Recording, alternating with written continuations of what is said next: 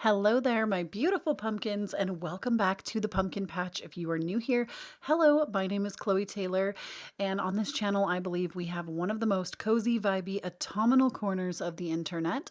So if you resonate with this reading, you like my style, be sure to hit that subscribe button and give the video a like so I know to make more like this. So today, my beautiful pumpkins, we are going to be looking at who your future spouse is, who you're going to be marrying, what they are like, what your relationship is going to be like, how and when you're going to meet them, what they're going to be helping you to either overcome or embrace within yourself, because I do believe that relationships can often help us along our journey to discover more parts of ourselves. And we're going to be getting into the details. So you can choose based off of the cards. You can choose based off of the rings that I have selected for you here. Now, these don't have to be actual settings that you would like to have yourself.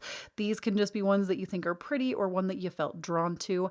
I'm also going to go ahead and add some crystals to these card piles so that maybe if you're a crystal person, this will help you as well.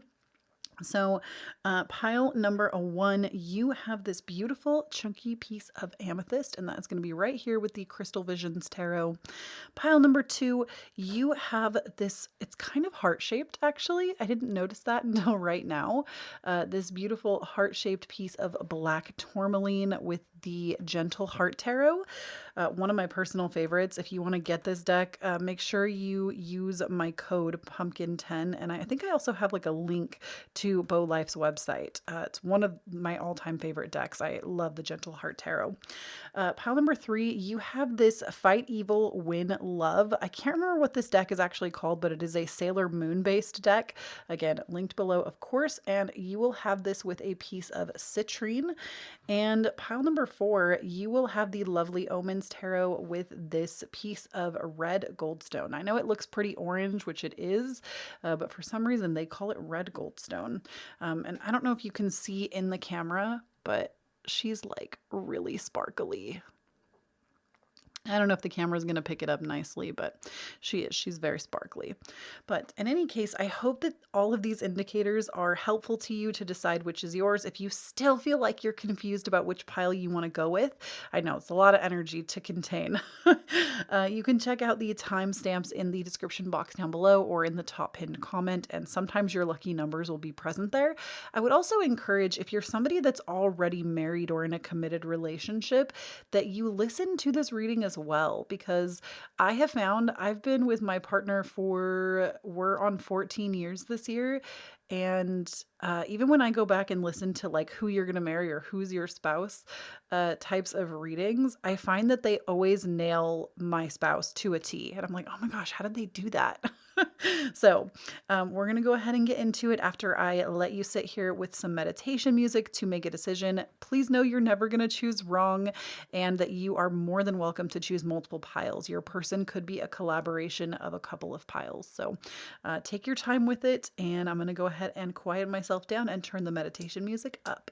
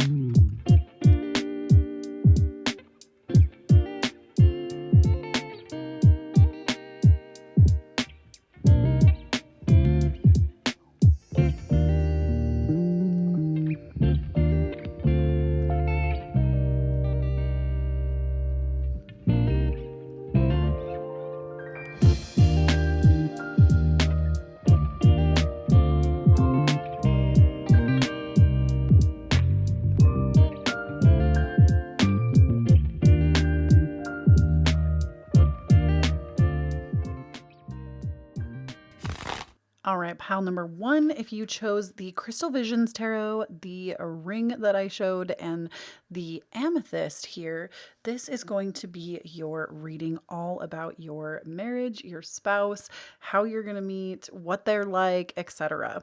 So first, we're just starting out with some tarot cards. So we have the Page of Cups, the King of Cups, the World, the Nine of Cups, and the Six of Pentacles. So this person, number one, the first thing that really drew me in with this reading was the Page of Cups and King of Cups, because both of these cards, I feel like, really talk about emotional depth, especially the King. The King of Cups is somebody that has really broad emotional depth to them.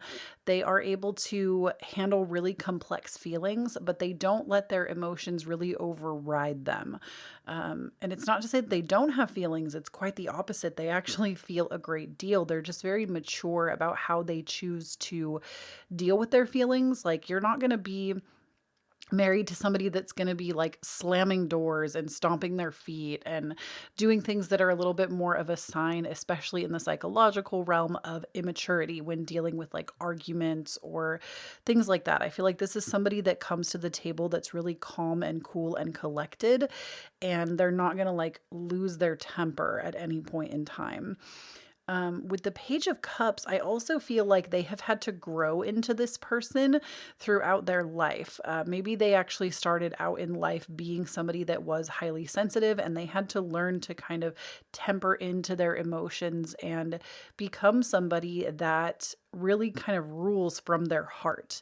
The World at the center of your reading also tells me that this person, they are here to help you basically end cycles in your life of destruction, or basically, like, they help you transform into new versions of yourself just by allowing you to be, which I think is probably one of the most beautiful gifts that a partner could ever give, is not trying to change you, but gently loving you and supporting you through every stage of your life.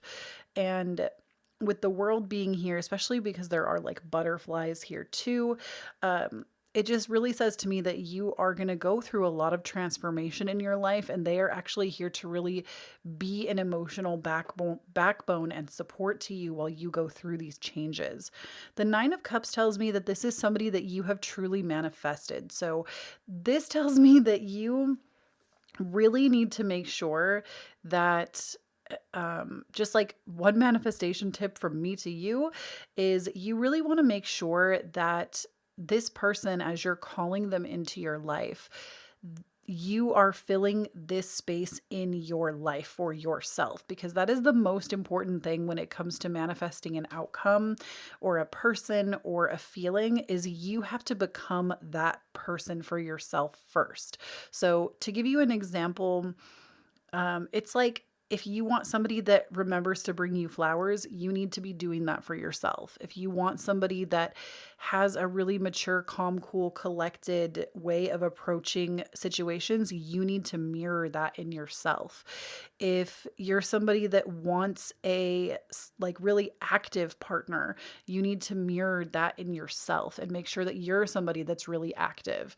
So make sure that if there is something you're wanting this person to fill for you, you have to become it first, because that is actually how we attract those kinds of people to us, is by being it first.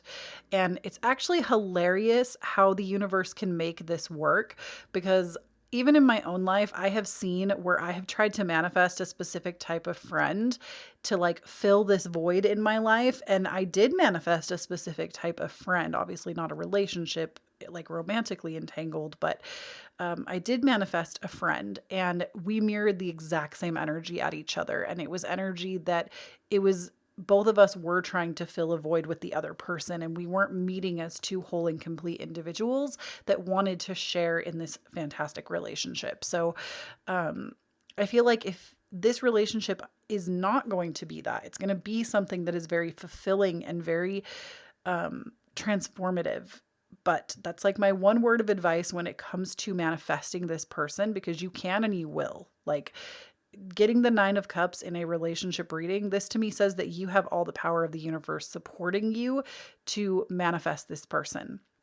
But you want to make sure that you are doing it in a way that you are also embodying. And I say that as well because we have the Six of Pentacles, which I feel like I maybe didn't even need to tell you, because the Six of Pentacles is about having an equal exchange of energy. What you are putting out is being given back. And I love seeing the Six of Pentacles when it comes to relationships, because to me it says that there's a lot of fairness. There's a lot of equality. There's a lot of fairness. There's a lot of just what you're putting out, you're getting it back. There is not this unequal imbalance of two people trying to come together. Now, as for some information on them, we have the Beggar, and allow me to explain before you're like, what the heck? So we have the Beggar, we have the Advocate, we have Child Nature, and we have Shapeshifter. I love that you got the Shapeshifter, because I literally just told you that through this relationship, you are going to be transforming yourself. Like, you will be transforming through this relationship. And I feel like it's because they also mirror this energy. They also transform throughout the relationship into a version of themselves. So it's like skills that have to do with navigating through different levels of consciousness as well. So I do feel like they are very like spiritually open. So if you're looking for somebody in your life that is very spiritually in tune with you, they are definitely going to be very spiritually aligned with you. Child Nature, friendships with animals, communication with nature spirits. The Advocate inspires you to put compassion into action. And then the Beggar confronts empowerment at the level of physical survival, awakens the spiritual authority of humility, compassion, and self-esteem. So I feel like they are somebody that has just a lot of compassion for life at every stage, for nature, for animals, for you, for like the person on the street is no different from them, is like the energy I'm getting. It's like they don't put people on pedestals. They don't treat somebody differently based off of the money they make. This is somebody that has a true, gentle, kind, loving heart. And like, it's something that I feel like is literally going to like mystify you and take your breath away, because maybe you haven't seen that in somebody else, in a partner, but this is somebody that has a huge heart. And I feel like they also want to, like, you transform through the relationship as well, because they have such compassion to let you be who you are. And it's not even about like letting you be, because they don't control you, but it's that they don't try to make you conform into anything either. Like, for example, they don't have like a standard for you. Like, there's no, you have to dress this way when we go out. There's no, you have to look like this. You have to like present yourself this way. You have to be this kind of person at home and this kind of person when we're out. They don't put any kind of standard on you. They accept you exactly as who you are. And because of that, again, you're able to just like transform through love. Like, this makes me want to cry, actually. Like, this relationship is, I wish like every relationship was like this, because I think so often the world projects this concept on us that we have to love ourselves before we can let somebody else love us. And that's actually not the case. It's not that. I think when people say that, the words get twisted, because what people are saying is like, love yourself enough basically to have a standard and to not like drop your standards. But I think what we are not saying is that sometimes we learn to love ourselves more as we watch somebody else love us. And especially if you've been taught that you're not lovable, that what you have isn't valuable, maybe you've been really pushed down by other people in your life, this person is going to feel like the warmest hug. Like, I just heard like the words, like they're going to feel like Christmas morning every day. Like, it just, you deserve this kind of love. And like, it truly makes me want to cry, because I feel like I really get this energy of you have felt like you don't deserve it, and you absolutely do.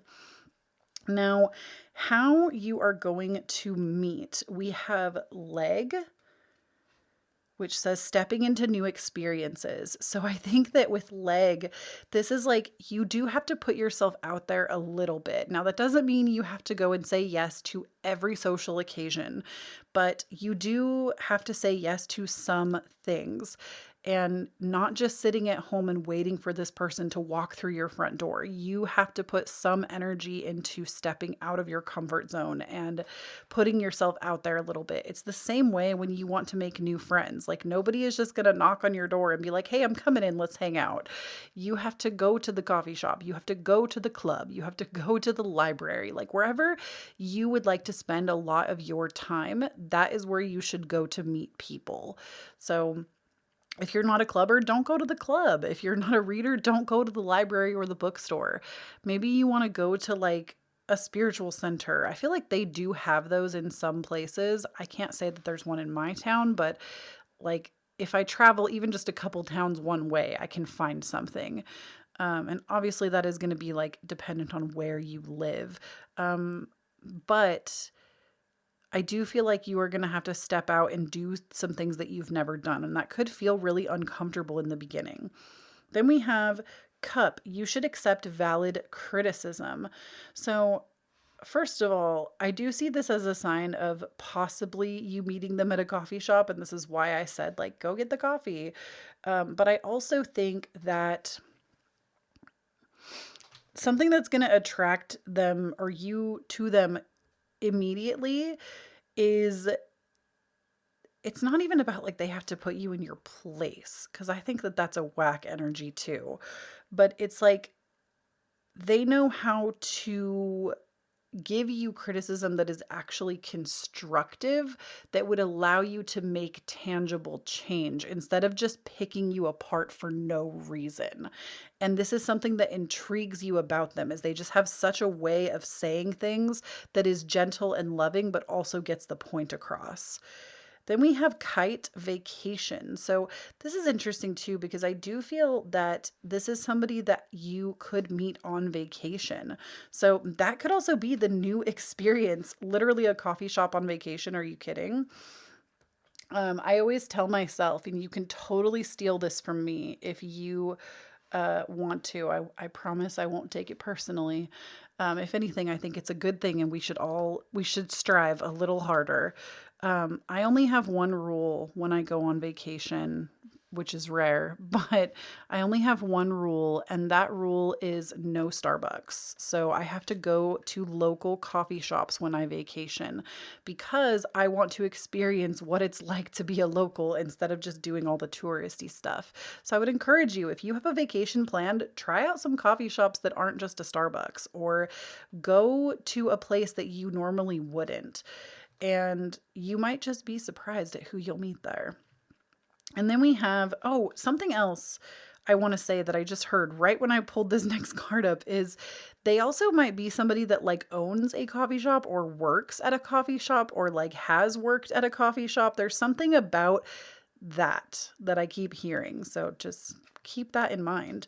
Then we have Club. Someone will try to make you do something against your will.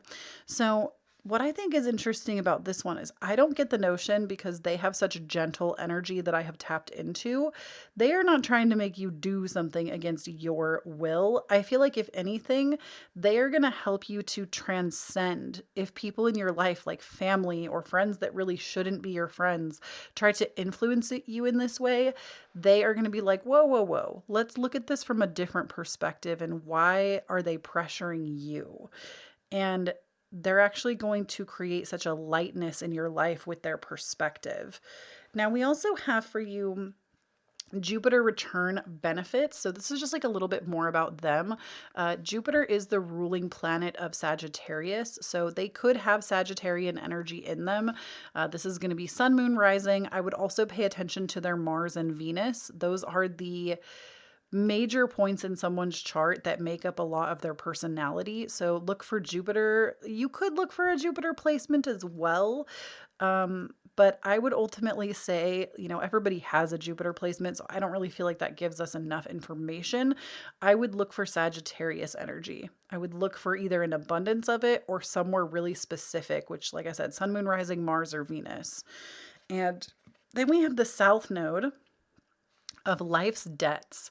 So this is really interesting because I feel like this person is actually a gift in your life, because in a past life, you have had to know what it feels like to not feel loved like this. And that's why you actually fear it so much in this life, is because you know what it feels like. And this is the lifetime where you've already repaid that karmic debt. So you are able to move forward and actually have the benefic parts. Because Jupiter, the Jupiter return specifically, is a point where I don't remember how frequently it happens. I would have to look it up, but everybody has a Jupiter return multiple times in their life. And when Jupiter comes back to the position that it was in when you were born, basically, you get blessings that pour into your life around that. So you could even have Jupiter in like Libra, which is going to be relationships. I would say Capricorn could fall under this too, because Capricorn, to me, I know Libra is the relationship ruler, the marriage ruler, the contract ruler, but I think that Capricorn I could make a strong argument for, because Capricorn is very traditional in the sense of like marriage, going after long-term goals, things like that. So I do feel like, pay attention. They also could have a Sagittarius South node, which would give them a Gemini North node. So just pay attention to that. And then I have a couple more cards about the relationship. So we have heart-to-heart conversations, honestly discussing your feelings with each other. So I feel like from the get-go, you are going to be very honest with each other. This is something that I actually pride in my own relationship. And so I love seeing this card for you. Is I will never forget. I've been with my partner for like 14 years. It's been a really long time. But that was something in the beginning that we were very serious about. And like even at age like 17, we were very serious about, if we said we were going to call, we called. If we said we were going to text, we texted. There was no, oh, they texted me like 6 hours after I texted them, so I need to wait 12 hours now. We didn't play games like that. And everything was very open and honest and communicative. And I honestly think that that was a huge contributing factor to why our relationship transcended the way it did, is we were very honest. And we didn't play games like other people around us were doing. So I do feel like it would be beneficial for you to just really lead with honesty when you meet this person. Like, don't be scared that they're going to leave or something dramatic is going to happen, because at the end of the day, they're going to appreciate your honesty so much more, and you will appreciate theirs too. We also have the card of separation for you, which says time apart from your partner is on the horizon. So this makes me wonder if, because you're potentially meeting this person on vacation, if you will meet them and then have to separate for a little bit. That would not surprise me at all, just considering everything. So just know that if there is some separation, it doesn't mean anything. Like, this is still the person that you're meant to be with. And the thing that they are either going to help you with or transcend with you through, we have the card of Hearth. And I actually want to read this one to you out of the book because the descriptions are just so good. So we're going to pull that up out of here. Ooh, it's on page 33. I love an angel number moment. So Hearth. The hearth calls us home. Oh, they're like home. That's cute. It is the golden glow in the middle of winter, the heat that warms us when our bones are cold, the love that stitches us back up. Some of you have always had this. You grew up with arms you could retreat into. Many of you did not. You had to learn to build your own home. The hearth is asking you to gather yourself, nurture the feeling of home, the comfort of relaxed play, of security. Reach out to those who can echo this warmth back. So few people have had the privilege of actually feeling safe and cared for, including with themselves. You know it when you feel it, but until then, we keep moving towards it. We continue to fight for that space within ourselves. And it's up to you how you will cultivate this feeling. You can use the feeling of safety as a compass. Notice your thoughts. Are they guiding you home to yourself, to feeling empowered, or are they taking the hatchet to the house you're building? Often the first step is putting down the invisible dagger we carry pointed at ourselves. From this space, we can reach out. We can invite in. We can trust that even when we're let down, we can keep ourselves safe. But the hearth is not meant to be only ours forever. It is meant to be shared and experienced with others. Continue to arrive at this place. And remember, to feel safe, we must create safety. We cannot expect the world to build it for us. It will never tiptoe around our fears. We will always feel brave if we know we can return home to a bed made of feathers. We can stay in the world's many battles as long as our hearts are lined with white flags. So with this person, you're literally going to create a home. And that is what is going to be made with this person. Is not only are you going to have such a sense of safety, of feeling cared for, it's going to make you create that within yourself first before, like, because you experience it in this union, you're going to feel it within yourself too. This is why I was saying that whole thing about, like, people think that they can't, they have to love themselves before they can love somebody else. And it's simply not true. Yes, love yourself enough to have standards, to not take disrespect or, like, anything like cheating, things like that. Love yourself enough to have self-respect, but you do not have to love yourself fully and completely before manifesting a partner that can help you do that. Obviously, like I said, put yourself on the path of manifesting what it is that you desire, but you don't have to be perfect for this person to roll up into your life. And then the next two things I have for you are just merely suggestions of some self-care that you could do in the meantime while you're waiting for this vacation to happen, for this person to come into your life through an activity. We have use your hands. So this could be literally just about creating some kind of art or something with your hands. So doing something that's very hands-on, that's calming and relaxing. And then we also have build strength, which this to me says, like, don't be afraid to lift weights. Don't be afraid to move your body in ways that maybe you've never tried before. Don't be afraid to become stronger. And these are just a couple of things that they'll get you into a good headspace for bringing this in. And that is what I have for you in terms of your relationship reading. Oh, I also wanted to see, before I go, I wanted to see, I want to get some timing for you. So hold up, I got to grab my astrology dice. I can't believe I forgot. Okay, I'm going to just pull a card really quick to kind of get like a days, weeks, months kind of vibe, and then we're going to roll the Astro Dice with it to get the timing. Okay, cups do move the slowest, so this could actually be several years off from now. It's not going to happen instantaneously, and we're going to roll these and get a little more information. So then we got 10 and Cancer. This tells me that this could be around a full moon in Capricorn, which will happen in July, June, July. No, it's like July-ish. So I say the full moon in Capricorn because the 10th house refers to Capricorn, and during Cancer season, we have the full moon in Capricorn that happens. I also think this is interesting because Cancer and Capricorn are actually the mother and father figure of astrology. So it's actually kind of perfectly placed in my opinion. But I do feel like this is a few years off from now because cups are the slowest moving of all, at least the way that I read timing, which everybody does it a little bit differently. I set the precedent that cups are the slowest. So I do feel like this is still a couple of years off, but this gives you a lot of time to really get in your energy and to know truly what you desire from this relationship. So that is what I have for you, pile number one. Thank you so much for tuning in.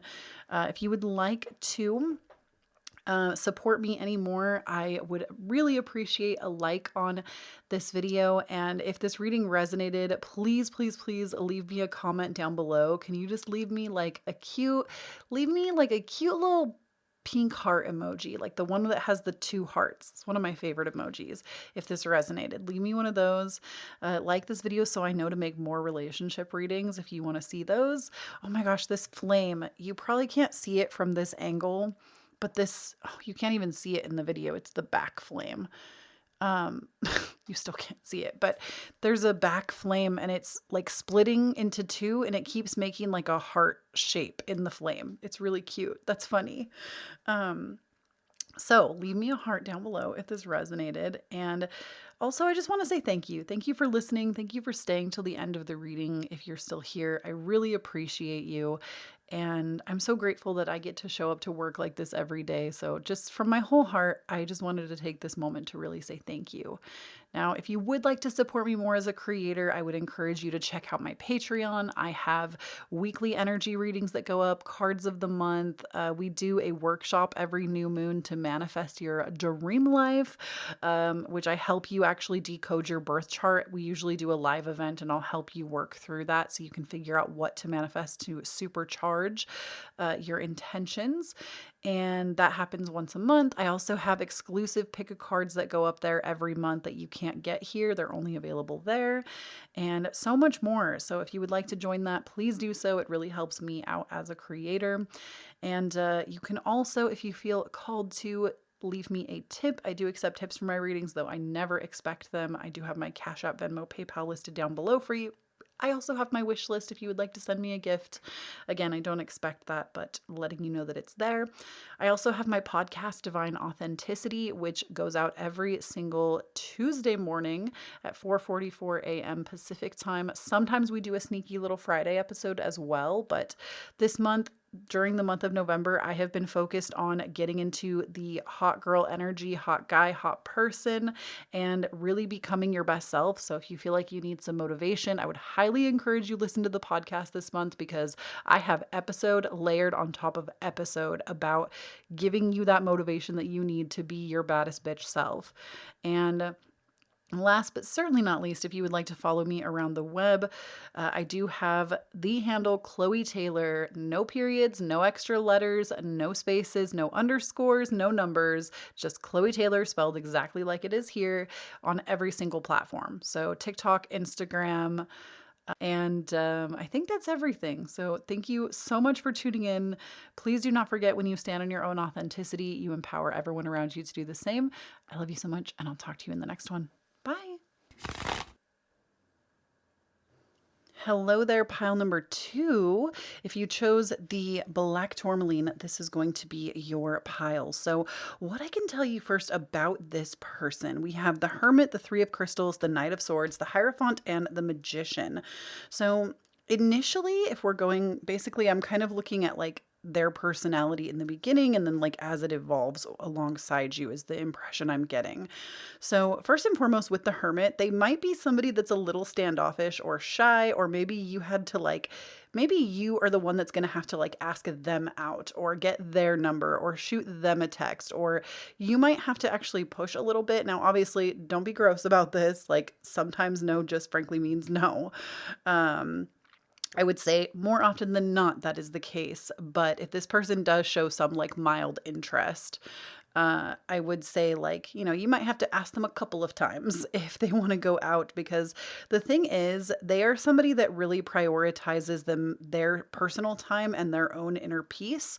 And I honestly, this person I feel like is a person after my own heart. I always tell people that are closest to me, like, it's not that, I can't even remember what the quote is, but it's something along the lines of like, it's not that you're competing for my time. It's that like my time I spend with you has to be greater than my time with me, basically. Like it's not, that sounds worse than it is meant to, but like it's like you have such a good time vibing on your own that letting somebody else into that sphere takes a lot.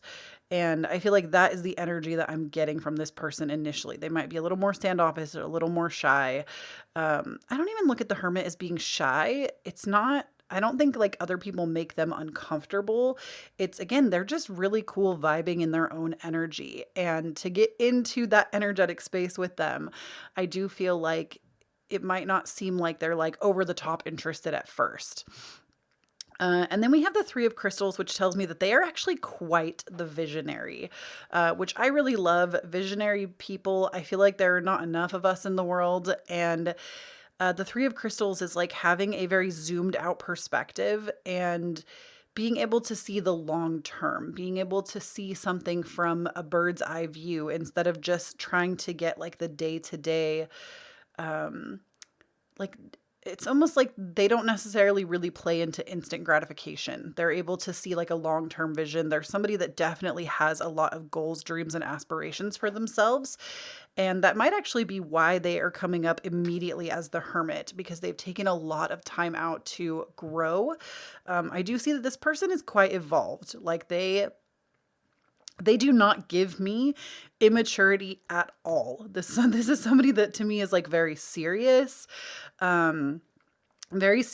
very goal oriented, somebody that like they really want to, they have ambition. Like they have ambition, they have vision.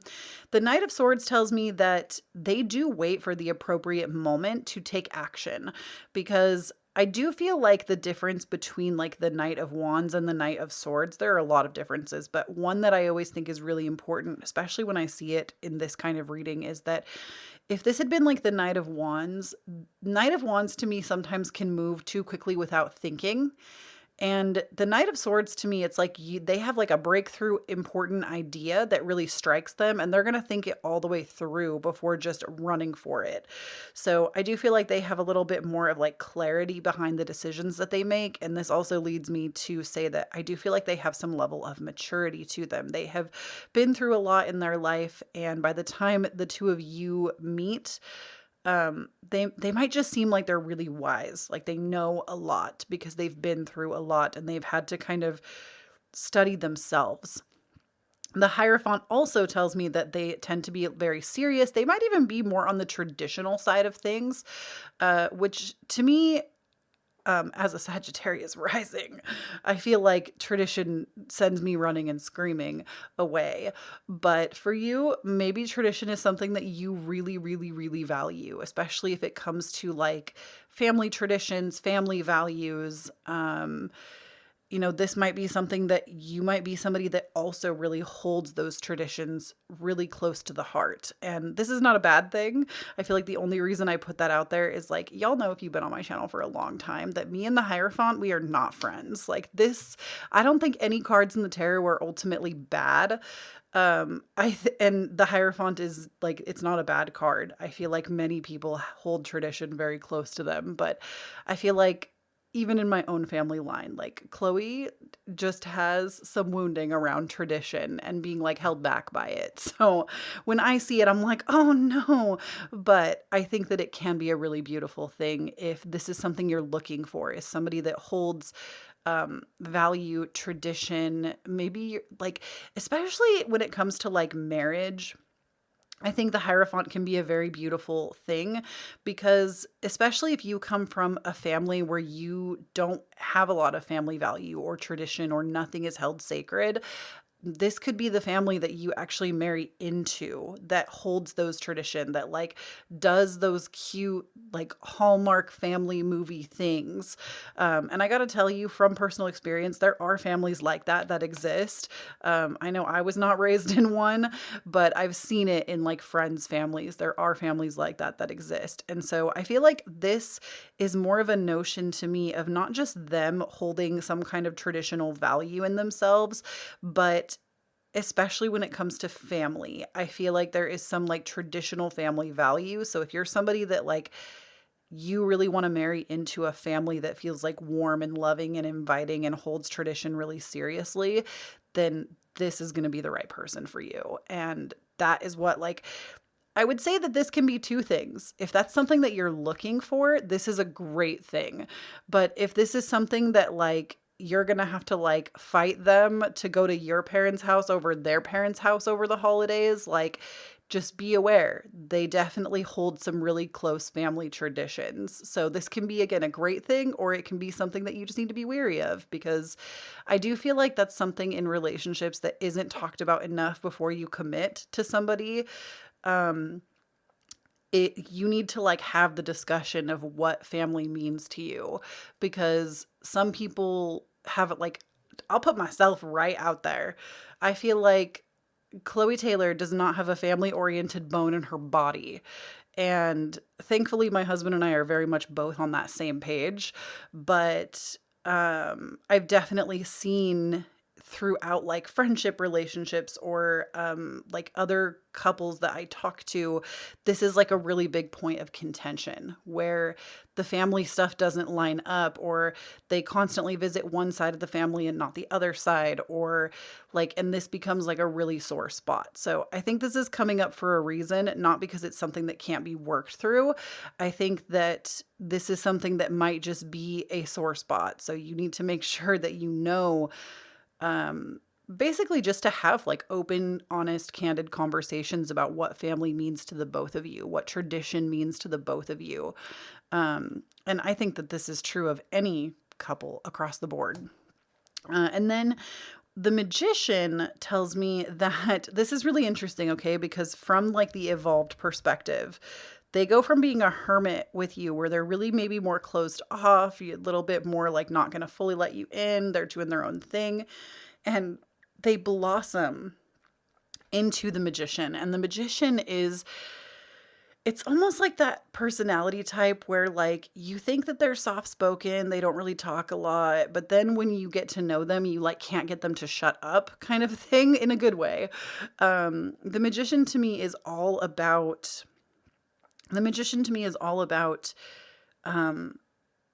feeling very like open and connected and spiritual, and like the world is your oyster. Again, I do get the sense that this person has a lot of ambition, goals, and dreams, and they're not afraid to go after them. But the Magician also says that they have like some spiritual flair to them. They are not somebody that just like, I even think with the Hierophant and the Magician coming out together, they could be somebody that's a little bit more religious, or just highly spiritual. Which is funny because I think pile number 1 had a note about spirituality too. I don't think that this person like isn't spiritual. They definitely have some semblance of spirituality in their life. But this to me is them like maybe being a little more closed off and then like completely opening up. So I do feel like wherever there might have been some closed offness, like it's going to take some time, but they will definitely be very, very open towards you, which is good. So next up, we have some archetype cards to just learn a little bit more about them. So we have the Poet, which says, expresses soul insights in symbolic language. What did I tell you? I feel like even that can be like a form of spirituality where they just have this way with speaking that like, they might even be somebody that something that bonds you initially is, I don't know why I heard this, so I'm just going to say it. Like, they are really good. Like they know how to like decode Shakespeare. Like granted, I'm sure that that's a trait of a lot of people, but I for one cannot pick up a Shakespeare book and just understand it. Like I don't have that level of depth to me. In that way, I'm deep in different ways, but I feel like they just have such a way with understanding like the beauty of words. They might even be a really excellent writer themselves or a poet of sorts. There's somebody that definitely is like a wordsmith of the highest caliber. I also have a Teacher, ability to communicate knowledge, experience, skill, or wisdom. So, you know what's funny about this is when I first saw Poet, I don't know why I didn't say it. I hate it when I do that to myself, when something intuitively comes through and I just like ignore it. I also heard that like, I don't know if you're enrolled in school, but if you're in like a poetry class or an English class where you are going over poetry, this could definitely be part of like how you meet, even though this also describes, there's somebody that like helps you learn this. Like maybe they've like tutored you or you like the things that they say in class. There is definitely something about like school and words but not just like words in any old textbook. Like it is specifically a type of words. It is like what you would see in an English class, or if you're at like the college level, I believe that they do classes that are like on poetry, or you can take like a deep dive course on Shakespeare's work, which I don't know why Shakespeare keeps coming to mind. Maybe because that's like the most like, or like Edgar Allan Poe. I don't know. There's just definitely something about this. They also could be a teacher, somebody that teaches English, teaches words, teaches writing. Maybe they do like writing workshops. They're an excellent teacher to you as well, just like in general. And I think that this is honestly a mark of a really beautiful relationship when, Like this to me, you want this, and I'm going to explain why. And this is coming directly from spirit. You want this like poet teacher access, because this to me, especially if they're acting like a teacher towards you, this is such a great mark of knowing a relationship will go the test of time. Because let's say like you've been in a relationship for 15 years, right? Let's say you get married, you've been in a relationship for over 15 years. Your partner starts to change in a new and interesting way, and not in like a toxic way, not in something that's gonna like really hurt them as a person or people around them, but just like making changes about themselves, and they seem happier, more upbeat. And to me, a really big symbol of like a relationship working is, instead of you saying, oh my gosh, like you are being weird, I don't like this, can you just stop, go back to how you were before? It's almost like you say, wow, you seem really happy, can you tell me what you're doing? What is that about? What is this new book you've been reading? What is this new music you've been listening to? What is this new like form of spirituality that you're taking a look at? Can you tell me about it? It's almost to me like the energy of being more curious and letting them teach you. And I think this actually goes both ways. This to me is a true mark of a relationship lasting the test of time, because I feel like that is often where relationships can fall short, is when people stop being curious about each other and they become very married to stories of the past of each other. And I don't know why this is coming through the way that it is right now, but I feel like this relationship that I'm picking up on, because remember, I know this reading is about marriage, but sometimes people get married for a couple of years and then it's over, or less. Sometimes people get married for a few months and then decide to get it annulled. Like, marriage does not mean forever. And I do feel like this relationship, I am picking up on like a lifelong commitment and partnership. So just beautiful. I love that. Then we have the Martyr, which says learning the transcendent nature of service to oneself or a cause. I feel like I love these cards because they give us the like light attributes of things that people would normally take as a negative spin. So there is a shadow attribute, which is addiction to self-pity. But learning to transcend nature of service to oneself or a cause. I do feel like they might be somebody that often falls into their own pitfalls of self, which is interesting because remember, they're highly ambitious. So I do feel like with that, there is kind of a snag where, yes, they're ambitious, but they're also learning throughout their life right now how to no longer be addicted to their own self-pity, how to pull themselves out, and how to learn to transcend these things. So you are going to be somebody that's going to be able to support this really well.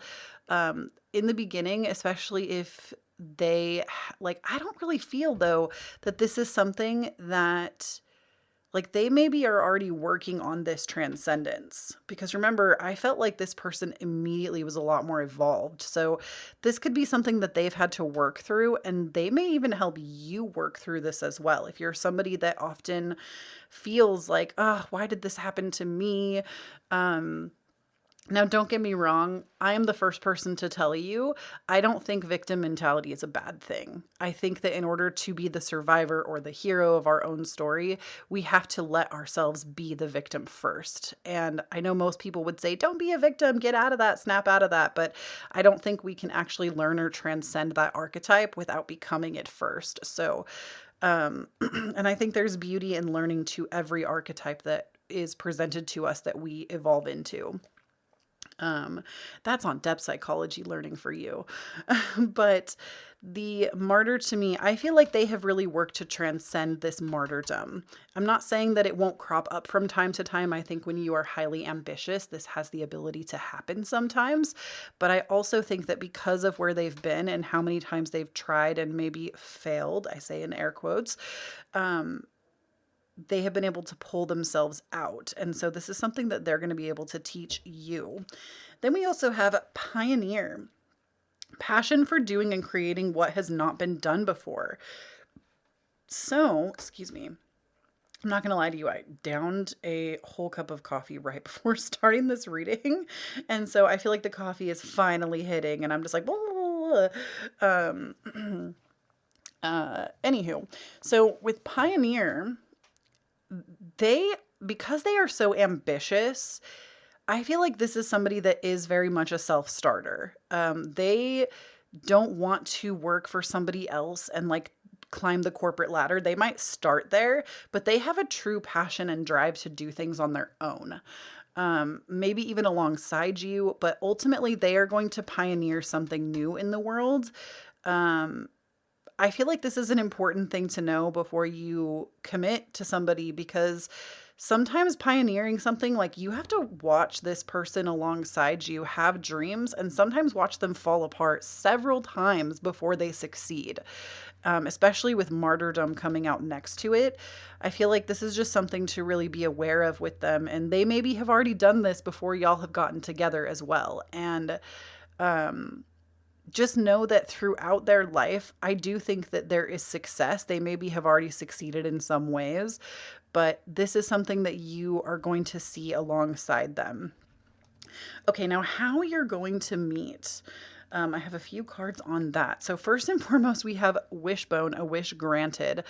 We're going to check on this with timing at the end, but I heard like Thanksgiving.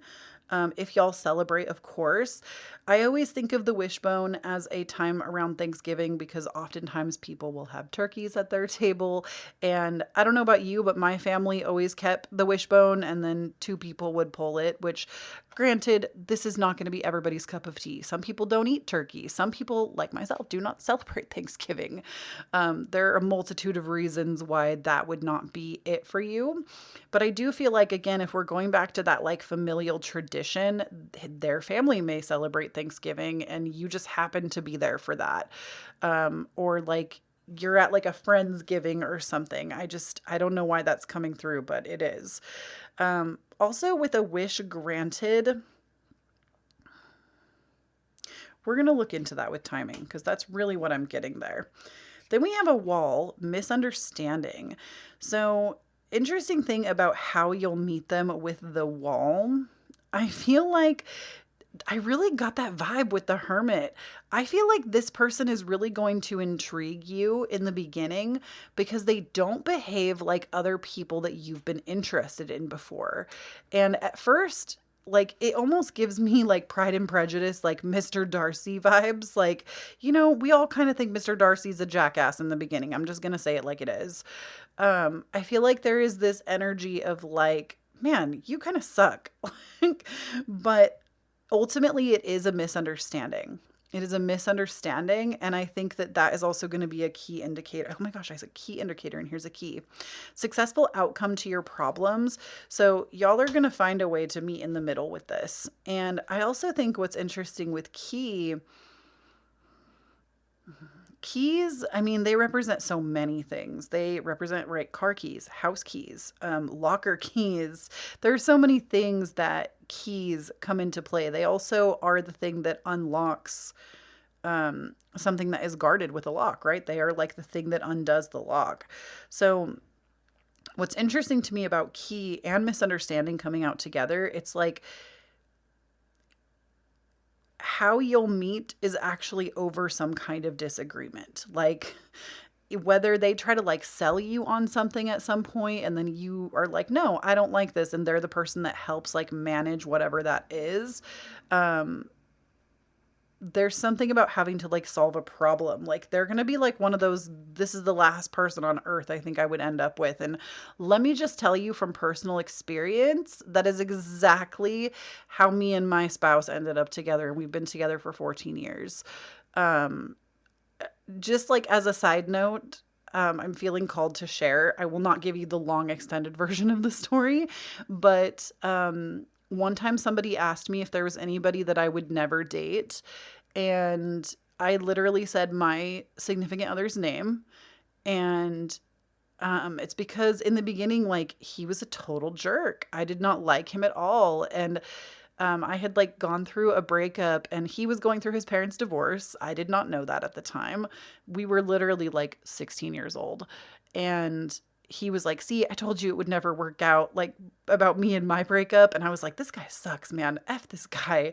And from that point, I just really had a strong dislike for him. And it was not like, oh, I think you're cute, but actually I hate you. Like, it was never like that. We actually did not really cross paths except for like school projects and things. And somewhere in there, love completely turned the whole thing over. And the rest is history. We can talk about that another time if you want to. But my point is, like, there was a complete misunderstanding in the beginning. And it was not like an enemies to lovers kind of arc, but I think it was a lot easier to fall in love than that. But I just want to say, like, if there's an immediate misunderstanding, like, know that that will change. And then we have recognition, reward, or merit. So with basket, I'm telling you, this is giving me Thanksgiving vibes, especially because it's not a cornucopia, but that's what it reminds me of, with like all the stuff sticking out of this basket. I don't know why Thanksgiving keeps coming through. We'll check it out when we get to timing at the end of the reading. But I also feel like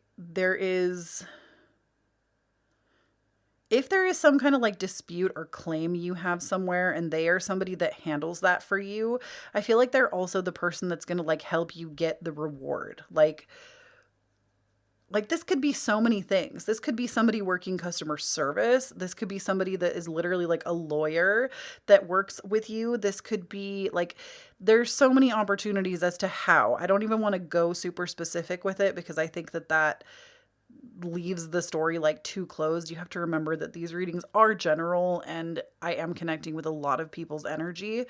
But that's kind of the vibe I'm into. Okay, so a little bit about their astrology. We have Black Moon Lilith mystery. So that's funny that I would say that because I feel like we're not even getting like a super specific placement right off the bat. Lilith could just have like a major point in their chart. Like it could be aspecting something. It could be, they could have a lot of placements plus Lilith in like one specific sign. So I would say just look out for that. Also with the 12, the 12th house of the zodiac is Pisces house. So they could have a lot of Pisces in their charts. And then we also have the fire element of desire. So this is going to be Aries, Leo, or Sagittarius. So just kind of be on the lookout for those in their chart as well. I would always say look to their sun, moon, rising, Mars, and Venus, because those to me are the places that make up the bulk of somebody's personality, where the other parts of the chart tell a bigger, broader story. So I always say look at the sun, moon, rising, Mars, and Venus. Actually, I would even say sun, moon, rising, Mars, Venus, and Mercury. Those to me are like the big personality placements. And then you get into like Uranus, Saturn, Neptune, Pluto. Those are much broader strokes in somebody's chart. Obviously, it's going to depend like how many there are, where they are, what they aspect. This is why I always say when people ask me for like compatibility of sun signs, I'm like, yo, you got to bring me more than that, because sun sign compatibility literally means nothing in the grand scheme of somebody's chart. But it does seem that they are probably fire dominant. So that's what I would look for, which is going to be, again, Leo, Sagittarius, and Aries. Those are the fire signs. And then just a couple of extra notes on like love, romance, kind of what this relationship is going to be like. We have getting to know each other. As you reveal your innermost selves to each other, your bond deepens. So this to me says there will be a very lengthy courtship. I don't think that this is going to be like you meet and you get married in under a year. Y'all are going to be having a lengthy courtship. It is safe for you to love. Open your heart to give and receive the highest energy of all. So you also might feel, just because of the energy I got from this person of like, maybe there's a dispute in the beginning. I actually think the interesting thing about having this relationship open, like almost with an argument, is that you get to see right off the bat what their true colors are like. Because I feel like you don't really know somebody. This is just my personal opinion. This is not divine coming through at the moment. This is very personal opinion. You don't really know somebody until you have lived with them. I'm going to say for at least a year, if not a couple of years. You don't always know what all their dislikes are, what their likes are, how they keep their home. You don't know what they're like when they're angry if you're in like the honeymoon phase. You don't know how they handle their problems and problem solve. And it's really important to know that kind of compatibility. Now, I'm not saying that there aren't people that meet somebody and get married under a year. I've seen it numerous times. I just feel that number one, because I'm being told that your courtship is going to be long, I just want to say that if there is like an argument in the beginning that starts this relationship, know that ultimately it is safe. Now, obviously, please use this at your own discretion. If they are showing severe signs of like angry outbursts, this is not your person. I always want y'all keeping yourself safe and taking yourself into consideration before just being like, no, Kloee Taylor said if they were angry that this is the right person for me. No. Again, this is somebody that's highly evolved, very mature, and I don't get the sense that they're super hot-headed. So just keep that in mind. The next card I have for you, this is either going to be what they're going to help you work on in this lifetime, or it can also be like what they bring out in you. So we are going to read from the Empyrean deck by Threads of Fate. This is the Cloak card. I love these cards. They have such deep meanings, and that's why we're going to read it from the book, because I feel like it's the vibe. So this is card number 14. Ooh, that's my lucky number. Let me know down below what your lucky number is in the comments. I'm just curious. I know a lot of people love like the number 7. I've also heard a few of you say 14. So just let me know in the comments down below what your lucky number is, because I'm genuinely curious. So Cloak. There are times for being transparent, forthcoming, and open. This is not one of them. Whatever you're working on, processing, or exploring, it is best to do it under wraps for now. So you know what's funny is we have this cloak, the cloaked person with the hermit. So let's keep going. This is not to encourage paranoia or fear, but simply to protect yourself. Some roads are best traveled at night. Some flames are best lit inside. Some ideas are best not shared. Some projects are best kept secret, at least for the time being. Respect this moment enough, whatever it is for you, to give it,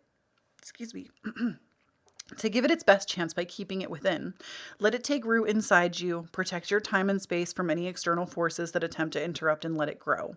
You will know when it's time to step outside and let it be seen. So this person is actually going to help you, because remember, they're really ambitious. They are somebody that develops things also with that hermit card. They are somebody that develops under wraps before they expose.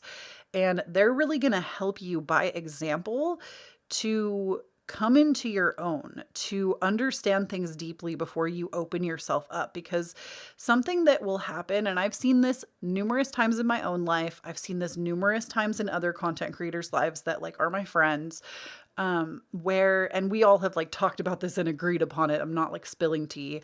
But sometimes when we reveal things too early, like even when I want to do fun things for my community, sometimes if I reveal them too early, it's like I got that rush of dopamine that comes with like something being successful from people being excited about it, that it takes all the fun out of the surprise and wanting to make the thing. It's like I got the rush that my like brain wanted. And this I have heard from numerous content creators, that when they share too early, they like lose all the steam to make it, or sometimes it feels like there's so much pressure to make it really good because people got so hype about it. And I feel like in another way that this could also present is maybe you don't have a ton of supportive people around you for things that you're thinking or doing or wanting to try. And they're going to show you how to really keep that close to you before you open yourself up to criticism. Because sometimes we have to allow things to really take root within us before we can allow ourselves to move forward. Okay, and then before we get into timing for this relationship, I have 2 more cards that these are just like self-care things that Spirit really wants you to do in order to basically link up with them. So things that will just like help you to follow your intuition, things that are just going to help you to just really be in alignment with this relationship. We have spend time with animals. So if you have a pet, obviously this is a great time to do that. If you don't, you can go literally to a pet store. You can even just go and check out all the fish if you want to. Go outside, see if there are animals. I know for myself, during this time of the year, I've been seeing tons of squirrels just everywhere where I live because they're all preparing for winter.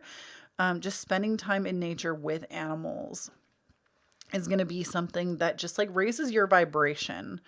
And then we also have sync with the moon. So I'm going to recommend something to you, pile number 2, and that is check out the book Moonology by Yasmin Boland, especially if you don't know a ton about like moon syncing or learning your own chart through the moon. This is something that, especially if you're somebody with a moon dominant chart, this means that you would have Cancer or the 4th house in multiple parts of your charts. I would say like 3 or more places. This is going to be really impactful for you. Not to say that you're ruled by the moon, because technically your ruling planet is the planet that rules your rising sign. But I consider somebody that has like 3 or more places in their chart, especially if they're major. Again, that sun, moon, rising, Mercury, Mars, Venus, any of those major places where I would say like the other planets too, but if you have like the moon or the 4th house or Cancer or the 4th house, technically you can only have one moon placement. But if you have those in multiple places in your chart, this means that the moon and you are very linked. Like you would do really well to sync up with the moon more, to understand what it's doing, when it's waxing, when it's waning, what sign it's moving through. And I say that as somebody that is like moon dominant myself. I have a ton of Cancer placements in my charts. Cancer and Virgo, man. A ton of Cancer placements. And I have found moon magic in particular to be my most valuable magical practice. It's worked extremely well for me. And I think it's because I am so akin to it. So even if you don't, this is also your sign to just like sync up more with the moon, period. Like make sure you go outside, do some moon gazing when you have the opportunity. I would say at the very least, just tracking the signs that it's going through and learning the themes of each sign. But if you want to know like more in detail, I always recommend Moonology by Yasmin Boland, and I will do my best to remember to link it down below for you in case you want to grab a copy. It's one of my favorite like introductory astrology books. And let's go ahead and look at timing. So when this relationship is coming. So first we're going to pull just a card from the Rider-Waite-Smith-Coleman Tarot, basically to get how quick, and then I'm going to roll the astrology dice to get more specific. Okay.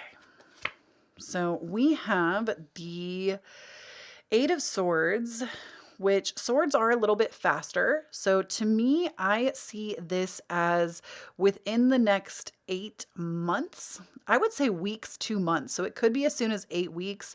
We're going to roll the astrology dice to get even more specific to see what's coming. But let's see.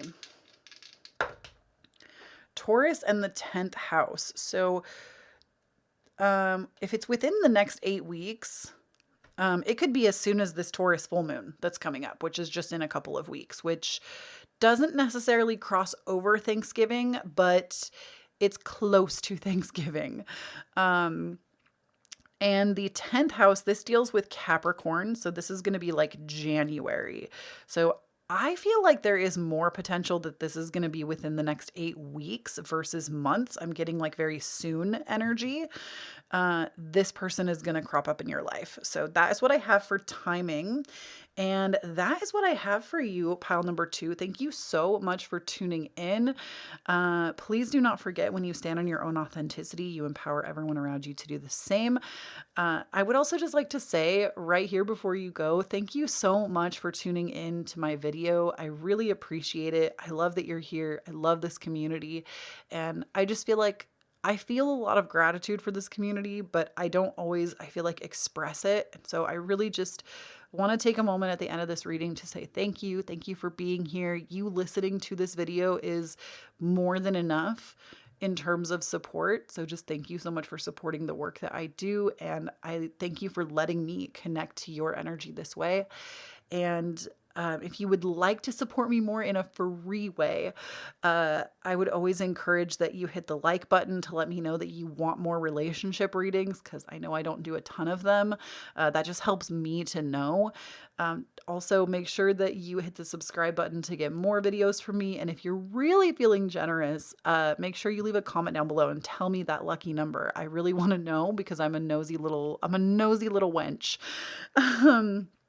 And if you would like to support me even more beyond that, never expected, always appreciated, I have my Patreon listed down below for you, which is where I put out exclusive readings, card of the month, weekly energy updates. We do a workshop on the new moon every single month where I help you decode your birth chart in real time, and we actually work on the best way for you to manifest your dreams. You can like come and chat while I'm sitting there actually talking directly to you. So I don't know how long we'll do these events, because if they eventually get too like overwhelming, which they're not right now, I feel like the people that show up, we have like maybe 25 people tops. I feel like it's really like intimate in this moment. So definitely make sure you come and check that out if you want to. It helps support me as a creator, and I really love doing what I do there. If you really want to continue to support me in some other sort of way, again, please know this is not expected, but always appreciated. I have my Cashapp, Venmo, PayPal, and my wish list listed down below. I do accept tips for my readings, and I will very graciously accept a gift as well. So if you want to send me a gift, that's available to you.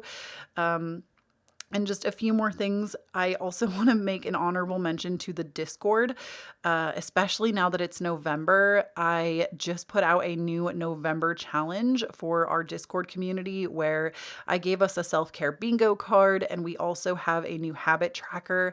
And all month long, we are encouraging each other in this chat to change our habits, refocus on ourselves, and care for ourselves. So if you want that kind of community and you want to be a part of it, it's free. Like, you don't have to do anything except download Discord, and I get nothing from that. Like, it's not, Discord and me are not partnered. It's literally just a free community where you can come and talk to like-minded people. We have so much more than just the November challenge as well. There's there's an emotional venting space, there's uplifting news, there's share your art. We have so many different conversations going on there. I am in that Discord, I would say almost every single day, talking with y'all. So definitely come and check it out. Link for that is going to be down below. I also have my podcast available to you. New episodes every Tuesday. Sometimes we do a sneaky little Friday extra bonus episode. This month we are all focused on getting into the hot girl energy, the hot guy, hot person energy, how to like get motivated for the rest of the year. There was a new episode that just went out on the 1st that I really believe if you tune into it, you are going to feel so motivated after, and maybe want to get on that November challenge with us. So if you're looking for motivation, definitely come and give it a listen. A link for that down below. It's available everywhere you listen to podcasts. It's called Divine Authenticity, and I really love the episodes that I've been culminating this month.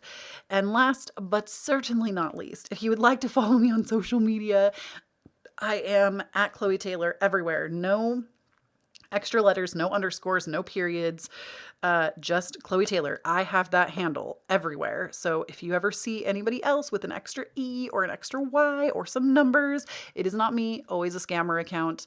I have the official Kloee Taylor handle. I'm on TikTok, I'm on Twitter, I'm on Instagram, and I would love to see you on my socials, especially Twitter. I've been like recently slowly coming back to Twitter, and sometimes I'm just on there shit posting. So definitely come and follow if you want to see my weird musings. And I love you so much. Thank you so much for tuning in. If you stayed and listened to this entire thing, you are a champion, and I really appreciate you. Your reading was very long. I love you so much, and I hope you have a fantastic rest of your day, and I'll talk to you in the next one. Bye. All right, pile number 3. If you chose this piece of citrine, gotta tell you, it's one of my favorite crystals of all time. Like, where have you ever seen a piece of citrine that is just like, I mean, there are some imperfections in it for sure, but it's just like, I think it's a specific type. Like, I don't think it's just like basic level citrine, but because it's just so clear, like it looks like glass. And I did get this from like a reputable source. So it's just so beautiful. One of my favorite crystals of all time. I carry it with me a lot. um, but with this reading, the first thing I want to tell you is like these first few cards represent your person. And the fact that you're reading at the heart of it is has the Two of Cups makes me so happy. I would argue that the Two of Cups is the single most romantically inclined card in the entire tarot deck. Like, I think it is more romantic than the Lovers. I think it's just more pointed. Like, the Two of Cups really is about a harmonious relationship between two people. And I get the sense that you're never going to have to question where you stand with this person. Like, they are going to be romantically interested in you from the jump. And I love it. So let's go ahead and talk about the whole thing here. And then we have a bunch of other cards to get into as well. But they have the Six of Cups, the Eight of Cups, the Two of Cups, the Four of Swords, the Ace of Wands. So with the Six of Cups, I do feel that they are someone, they might, big heavy on the might. They might be somebody that already has a child, like from a previous relationship. So just be aware of that.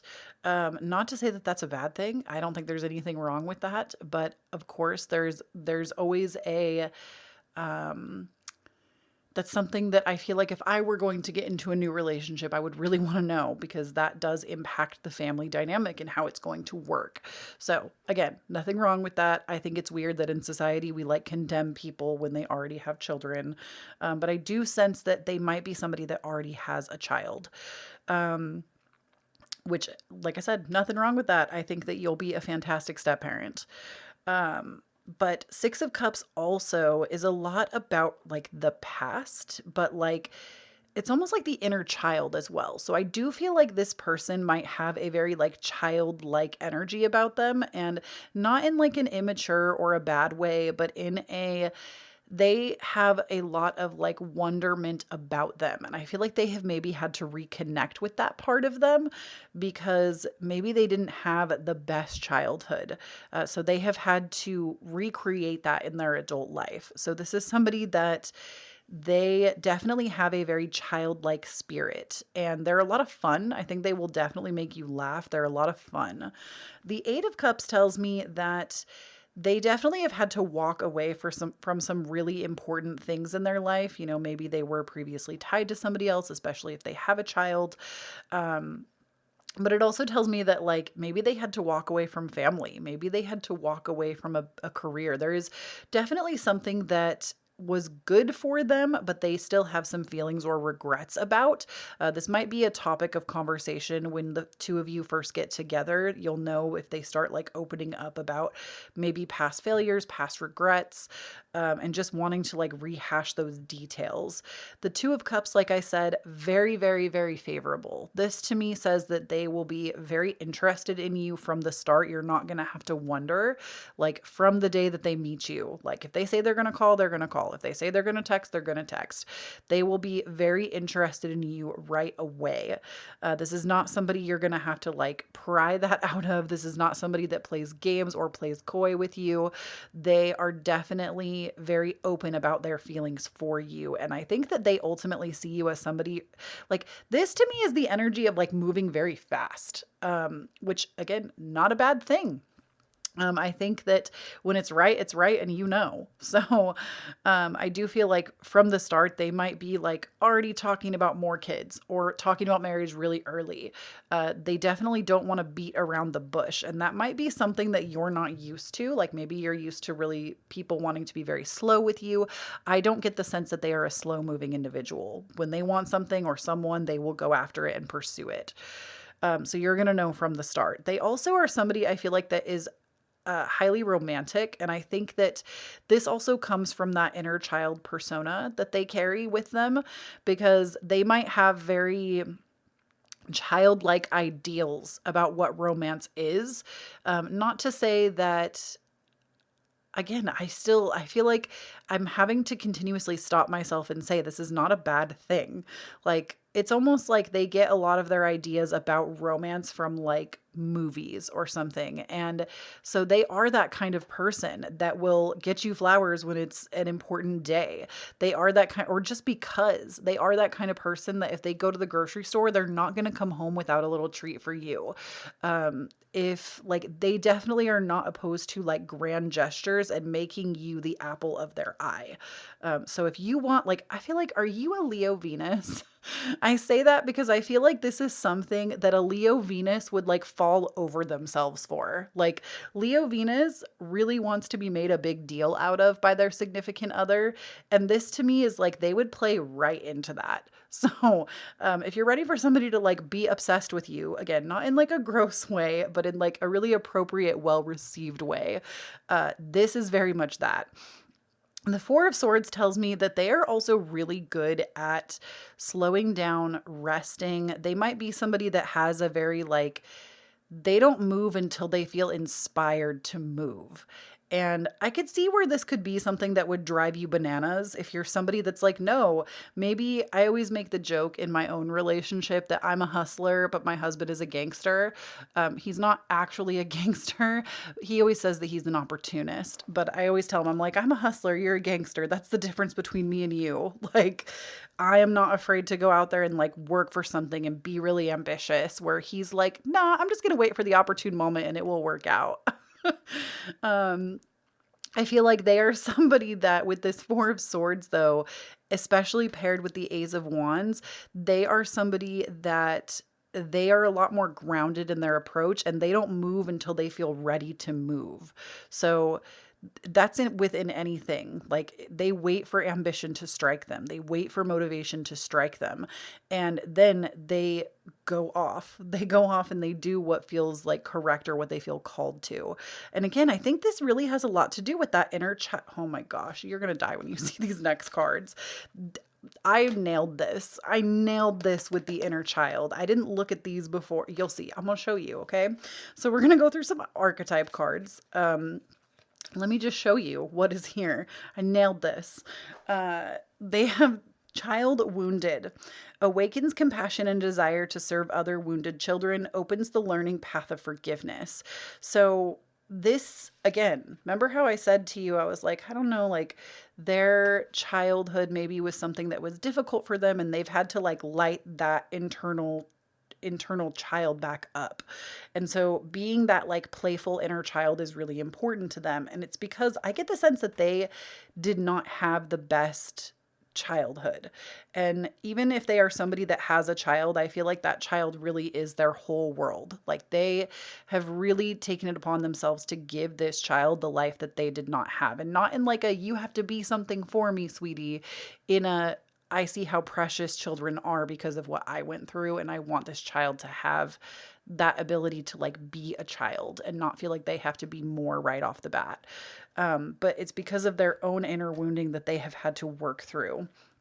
And then we also have, these archetype cards are not all child cards. Like, I don't feel like there's that many of these in there, and they got 2. So they also got child eternal. Determination to remain young in body, mind, and spirit, ability to see things with fresh eyes. So again, this is literally about having that internal childlike spirit about them. I freaking nailed it. I'm sorry. Sometimes tarot makes me just, I can't believe sometimes. So determination to remain young in the body, mind, and spirit, though, that really is like I said, I feel like they have a really cute sense of humor. I feel like they're going to make you laugh. I think that you are going to also fall in love with the way that they are with children, whether it is their own child or other people's children or children that you will have together, which, let me know down below in the comments if you would like to see a reading about your future kids. That's something that I've never done, and I think it would be so fun. So let me know down below. And also, if you don't, like, definitely tell me that. But also, just because I'm curious, because I know a lot of my audience from the analytics page, I know many of you are around the same age as me, like within a certain range. And I'm also curious, how many of y'all like can't wait to have kids, or don't ever want kids? And there are no wrong answers to this question. I think that every answer is allowed, and I'm just very curious. So if like A, you want the reading on children, and B, maybe you don't care about kids, you don't want kids, like tell me, I want to know. I'm curious how many of y'all are like about that life or are not about it. So let me know. And then we also have Midas or Miser, which says entrepreneurial or creative ability to turn anything to gold, delight in sharing life's riches. So, with this childlike energy about them, they do have this really keen ability to create wealth out of anything. And this can be like a hobby that they have, this can be like a hobby. This can be something that they're really passionately creative about. This, I think this also goes really well in tandem with they don't take action until they feel ready, because everything they make is really like top notch, top tier. They do a really excellent job of making things in this world, and it's like how they accrue wealth. So they definitely are not somebody that works. I think pile number 2 talked about this a little bit too, if you were feeling drawn to it. They are not somebody that works for like an establishment. They definitely prefer to work on their own terms. Then we also have networker. Light attribute enhances ability through the sharing of information, engenders social awareness and empathy. So this tells me that especially if they're in the realm of like social media, they could be somebody who is an influencer. They could be somebody that works in social media and maybe like originally worked for somebody else, but learned a bunch of tricks of the trade and now they're able to go off and do their own thing. I don't know why, but I just heard like cooking, like they might be super into like making cooking content, like recipes or cooking, or, and maybe even getting kids involved in some way, or like their child or a child. I don't know. Like they really enjoy family time, child time while cooking. Like meals are really important to them. So I would say in your relationship, like definitely prioritize mealtime and making it special, because I think this is something that's important to them. But with networker, they're really good at networking with others. They're really good at being like, I feel like the difference in networking, in my experience, something that makes somebody a good networker to me is when they are very authentically themselves. I think, especially coming from like the realm where you have to network, and I see this in their persona. To be really great at networking, you have to mean it. Like, I feel like it's really easy to tell when people just want to talk to you because you have clout, instead of like just genuinely trying to make friends or connections with people in your industry because you all have a similar thread and it's fun to talk to people that do the things that you do. And you can tell when somebody is in it for the numbers and the clout and when they're actually in it because they want to be your friend.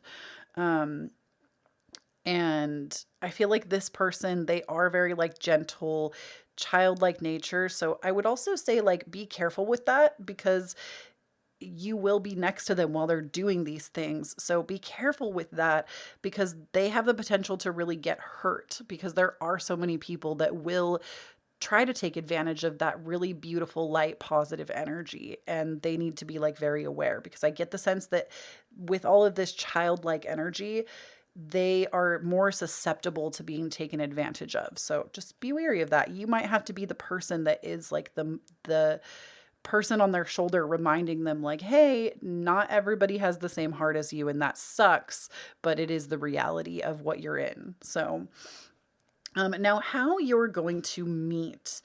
I have 4 cards that are going to tell us about this. So I think this is so cute because we have Rose, romances in the air. What did I tell you about this person? They are a die-hard romantic. And with romances in the air, Rose, this could be like they literally see you and y'all are like walking on a city street and they are handing you a flower, and that's the conversation starter. It also could be like a Valentine's Day thing, like maybe you decide randomly to like go on a blind date on Valentine's Day. We'll look at that on in timing for your reading when we get to timing at the end of the reading. But there's definitely something about like flowers. Maybe they like meet you once and then they send you flowers. This is like a telltale sign to me that this is that person that you're going to marry. Then we have frying pan, trouble or accusations. So I don't really think it's so much about the trouble and accusations. I think it's more about this pan.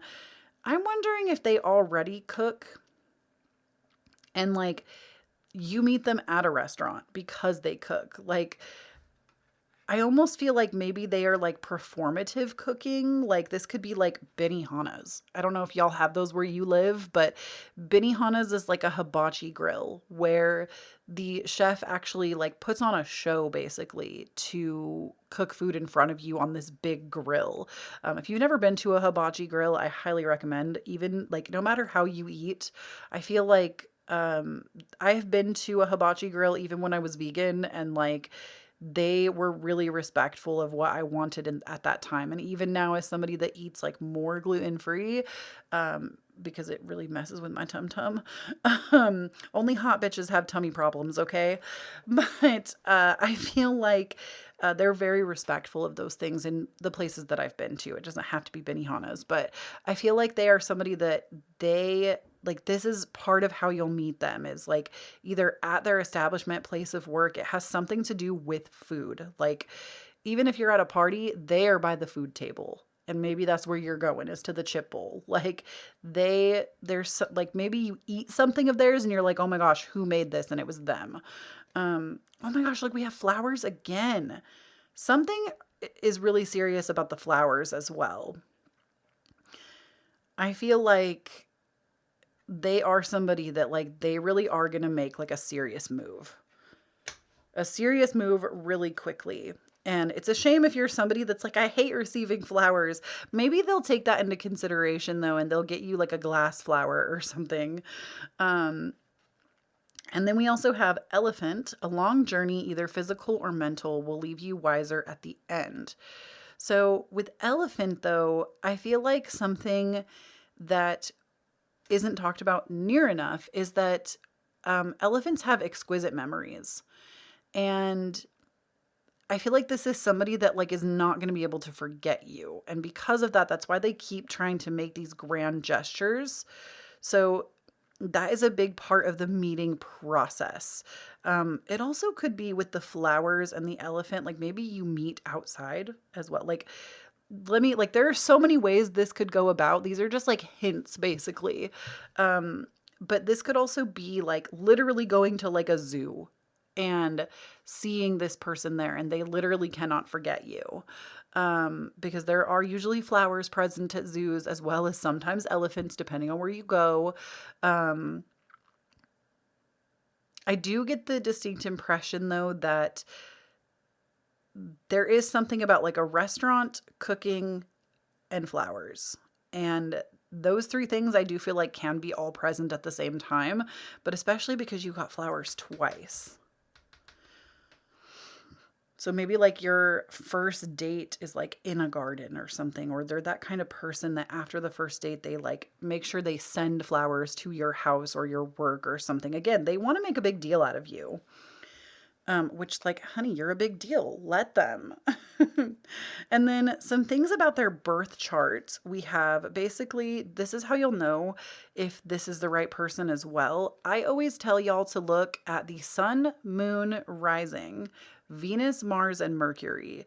And the reason why I say so many placements, it's not necessarily to cast a wide net, contrary to popular belief. It's that the sun, moon, rising, Mars, Mercury, and Venus, those are the planets and placements that make up your personality. And it's like a different aspect of your personality. The other planets are more like outer and more long term. So I don't always like in my reading specifically, I don't really set the intention to get like these outer planets unless outer planets come up. So I would look to their seventh house, which the seventh house, actually two things here. So either they're going to have Libra, which is the ruler of the seventh house, in their sun, moon, rising, Mercury, Mars, or Venus.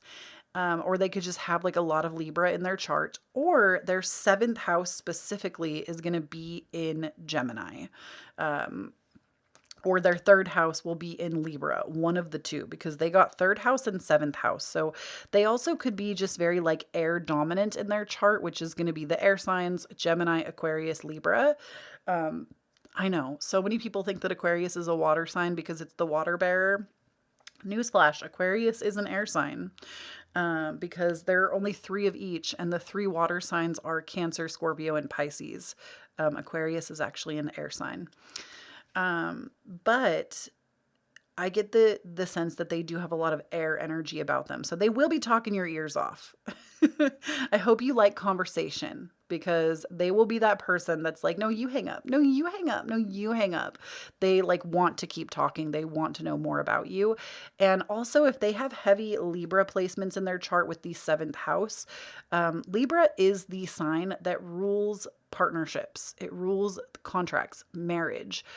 Libra loves to be in a relationship. I feel like when people have a lot of 7th house in their chart or Libra, they are the hopeless diehard romantics. They love love. They learn a lot from love. So it's not surprising to me that that would come up in this reading. And then we also have just like a couple more notes about the relationship. So number 1, we have engagement.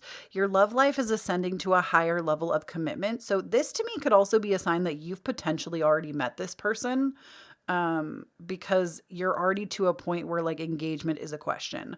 Not everybody listening to this reading is at this point. I feel like there are some people that have not met this person yet, but some of y'all just needed to hear that because maybe you've been questioning.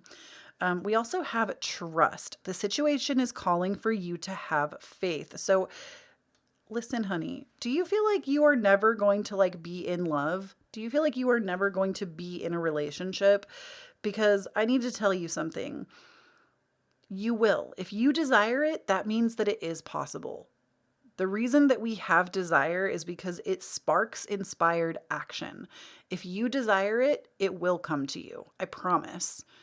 I promise. The only thing you have to do is A, be open and receptive, and B, put yourself out there a little bit more.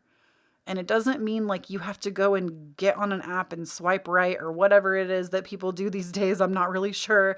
It means maybe out of one out of every 5 times somebody invites you out to do something, say yes. Say yes just a little bit more. It doesn't have to be all hands on deck. You are going out there at every opportunity, meeting someone or doing something. But I promise you, this is for you. It is literally in the cards for you. There was somebody in my life that used to tell me this constantly. And shout out to you if you're listening, girl. I kind of doubt that, but you never know. They used to tell me constantly that romance was not in the cards for them specifically. And it drove me up the wall because I feel like I get it. I understand that those statements come from a place of deep fear and deep inner wounding. And I've been there, not with love, but with other areas of my life. I've told myself stories about myself that frankly just weren't true. And this person now is engaged to like the love of their life. They're getting married next year. I'm so happy for them. And going from it's not in the cards for me to like not even 2 years later, I want to say maybe 3 years, being engaged and like more in love than they've ever been after like a couple of really terrible relationship experiences. So it is possible. It is possible. And I feel like you need to trust and have faith that this person is out there for you, because you wouldn't be here listening to this reading if they weren't there. Okay? The fact that you are even tuned into the same frequency for this reading to show up for you means that it's possible. So stop telling yourself that you are not going to meet this person or that it's not for you, because it is. And then this next card is what either you are going to transcend through in the relationship or this person is going to help you through. There is something about this that is a part of this relationship. So we have death, which I don't want you to take this like it's physical death. It doesn't mean you're going to fall in love and that this person is going to die. I don't ever take death literally when it comes to tarot. I just don't read like that. But they might even help you like transcend fear of death or go through an ego death. There are so many ways to look at this, but we're actually going to read this one directly from the book because I love the descriptions that came with this deck. It's one of my favorites. I love Threads of Fate. We use a lot of their decks on the channel. Links below, of course, for all the cards that I use. But Death says, when we become Death's lover, we recite the gifts of transformation every day. We learn to climb into the hollows within us, to listen to the wounds that have spent years shouting into the wind. We can lay down and let ourselves feel, sending our fears out in body bags, taking a hatchet to the false roots that have been holding us back. Death asks you to get comfortable letting go. We create so much resistance around the process because we are afraid of change. We don't want to let go of these pieces within us, those stories we tell ourselves, those patterns that keep us safe. Understand that there will always be waxing and waning, grief and acceptance. Try to live in each feeling while also appreciating them as being fleeting. The more dedicated we are to our healing, the easier it gets. We acclimate to the consistency of change. The ever-unfolding nature of truth continually becomes clearer with each death. So I think they help you to also just like let go. Let go, and especially as that like inner child, right? They help you to let go more and to not be so rigid where you've been rigid in life.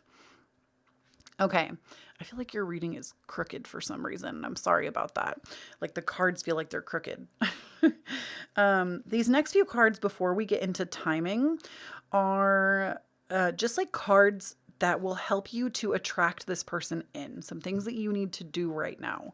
Number one is rest. I feel like whenever I pull cards like this is like shit people don't want to hear because resting in today's late stage capitalist society is really hard. But rest is so important. And I want you to know that rest is productive. Like, so often we don't let ourselves rest because we think it's unproductive. Rest is actually one of the most productive things you can do because it allows you to recalibrate so you can keep going. So resting is going to be really important. And maybe, again, because remember, they got the Four of Swords as part of who they are. They are excellent at doing this.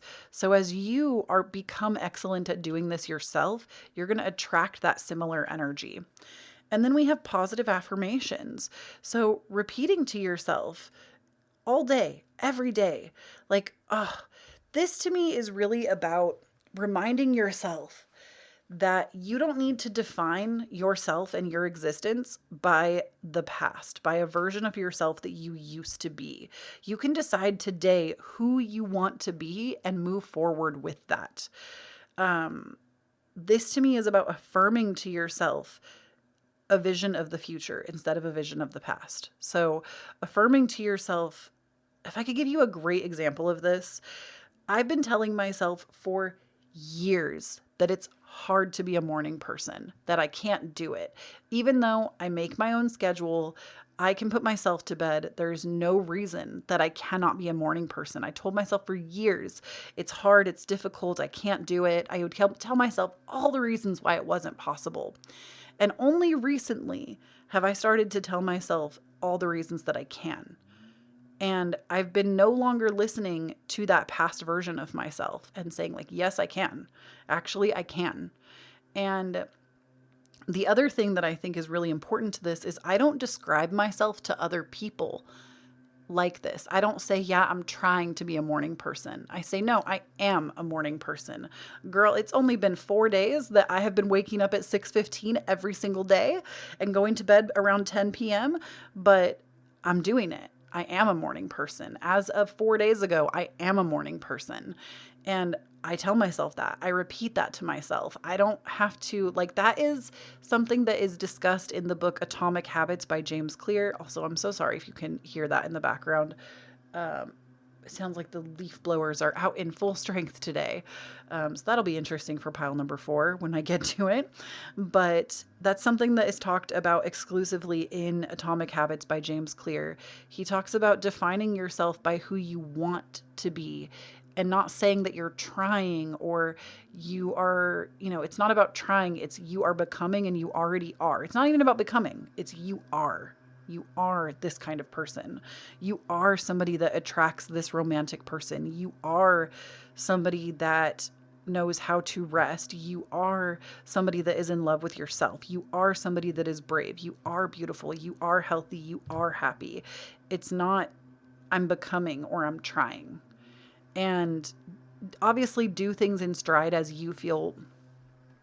Sorry, my camera stopped. Obviously do things in stride or as you feel ready and prepared to do those things. Like, I do think it's important that, you don't always have to like force a belief on yourself if you're not believing it. But I do think that when you are really wanting some kind of a specific identity, one of the best ways to get into it is to affirm that you already are. And act like it. Do the thing. Put yourself in bed at 10 p.m. if you want to be a morning person, and get up when the alarm goes off. There is only a version of yourself in the past that you keep resonating with. You don't have to keep doing it. And if what I'm saying is resonating, I also recommend looking into Dr. Joe Dispenza's work. I feel like he talks a lot about this, not living by a version of the past, but living by a defining vision of the future. And some of the most impactful, powerful work I've ever done to help myself like move forward in my life and do the things that I want to do. So just some extra little tidbits there. Now let's go ahead and look into timing. Now, like I said, I do feel like some of you have already met this person, but for those of you that feel like you have not, let me go ahead and get into it. I'm going to have to ask my editor to get these sounds out because I can see them showing up on my microphone. And usually if I hear like a motorcycle or something, it doesn't super show up, but these sounds are showing up because they're kind of close to the window. And they don't look like they're going away anytime soon. So first I'm going to pull a Rider-Waite-Smith Coleman card just to get like the quickness. And then we're going to roll the Astrology dice to get a little more specific. King of Wands. Oh, this is going to be quick. Wands are the fastest, at least in the way that I read timing. Wands are the fastest. So sometimes this can be as little as days to weeks that you're going to meet this person instead of like years or months. And we have Scorpio in the 8th house. So we're in Scorpio season right now. We're in Scorpio season right now. You have either already met this person or you are literally about to meet them anytime. I think it's really interesting that with timing, these have consistently been, the Astro Dice and the card on every reading have been consistent. So you are literally about to meet this person like within the next couple of weeks or like tomorrow. Like this is happening very soon. So best of luck out there. And thank you so much for tuning in. I really appreciate it. Please, again, let me know down below about the kids thing. If you want kids, if you don't want kids, if like just, and if you want a reading on kids, I'm just curious. And I just want to take a moment here at the end of the reading to say thank you so much for tuning in. I appreciate you. I don't feel like I say it enough. And like, I literally wouldn't be here doing what I do without you. So thank you so much for tuning in, for listening to my readings, for being a part of this community. I genuinely appreciate you so much. And the other thing I really want to say is that if nobody's told you today, please know that I believe in you. I believe in you going after your dreams. I believe in you. I support you and I love you. And if you would like to support me further, something that you can do completely free, again, no obligation, but I would certainly appreciate it. Please give this video a like if you liked it to let me know to do more relationship readings in the future. Leave me a little comment and don't forget to subscribe so you can get more videos from me in your inbox. Or like your sub box on YouTube, not your inbox, your sub box on YouTube. Be sure to hit that subscribe button so you can get more videos from me.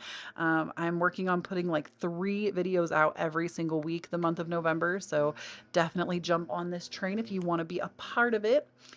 And If you would like to support me even further, there are a few more ways, not free, but they certainly help me out as a creator. No obligation, but certainly appreciated.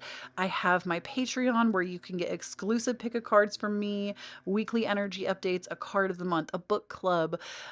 We also do monthly new moon streams on Patreon where I actually help you decode your birth chart. If you come and talk in the chat, I help you to decode, and I actually help you to figure out what is going to be the most powerful intention or manifestation to set for that new moon. So definitely come to my live streams there. It's at the Cosmic Pumpkin tier that we do those once per month.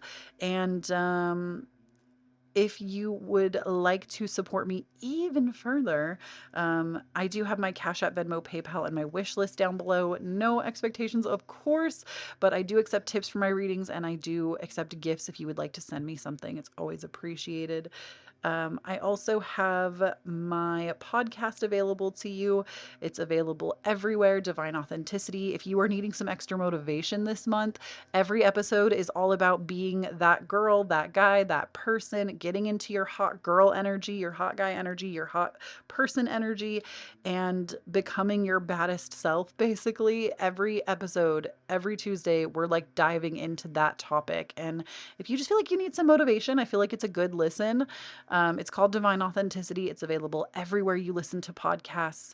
The other thing I want to mention to you is we also have going on right now in the Discord, which is completely free. I get nothing for saying this. It's just literally if you want to be a part of the community, I would love to have you there. You should download the app, or you can use it on desktop as well, or Mac or PC. It is completely free. I'm not affiliated with them, but we do have a Discord community where this month, well, not every month, but most months, we do a monthly challenge together. And this month, I actually gave y'all a habit tracker as well as a bingo card to fill out for like self-care. So if you want to make some changes in your life, get some support on that, I highly encourage you to come and join that. It's in the November challenge chat.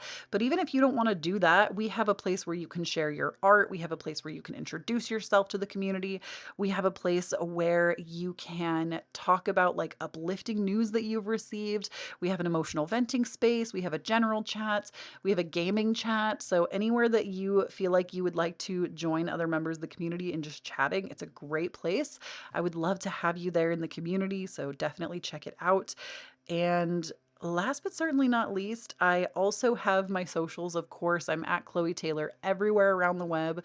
So no periods, no underscores, no extra numbers, no extra letters. It's just at Kloee Taylor. And I have my TikTok, Instagram, and recently I've come back to Twitter. So if you want to see my shit post on Twitter, make sure you follow me. But of course, like it's whatever. Like if you want to be on socials, cool. I have been putting out a little bit more content this month. Like I'm doing more like little random pick a card type things on my socials. And I'm also doing like routines. I've recently got into like filming little routines, like getting into your that girl energy, a monthly reset, self-care routine, and just like filming like reels and shorts and TikToks. So definitely check those out if you haven't done so. And I would just love to have you in that sphere. So anyway, this has been like the longest outro of my life. Thank you so much if you actually sat here and listened to all of that. I appreciate you so much. If I didn't say it already, please do not forget, when you stand in your own authenticity, you empower everyone around you to do the same. And I'll talk to you in the next one. Bye. Hi there, pile number 4. If you chose the red goldstone, this is going to be your reading. Now, these first 5 cards are going to be mostly about this person. Like this is their personality, who they are, who they'll be as you like meet them, which remember, we are all growing, evolving, changing people. So throughout your courtship or relationship with them, obviously they will evolve as you will evolve, but this is who they'll be when you like meet them, basically. And then we have a bunch of other cards to get into as well that will tell us more about them. So we have the Ace of Swords, the Two of Swords, the Ace of Wands, the Ten of Swords, and the Seven of Cups. So right off the bat, with all of the sword energy, I can tell that there's somebody that is very logical. They think they think very deeply. Now, this doesn't mean that they are not spiritual in any sense of the matter, because I do think that probably one of the more like spiritual and logical signs would be Sagittarius, and we'll see what comes out when we get to the astrology cards in this reading. But I feel like Sagittarius is a great example of like that bridge of spirituality and logic. And I bring that up because the Ace of Wands to me does bring an element of mysticism to this person. So I don't think that they are all 100% logic based. I think there is some level of mysticism to them, but I do get the sense that they are somebody that is a deep thinker, and they are not afraid to take action on the things that they think up.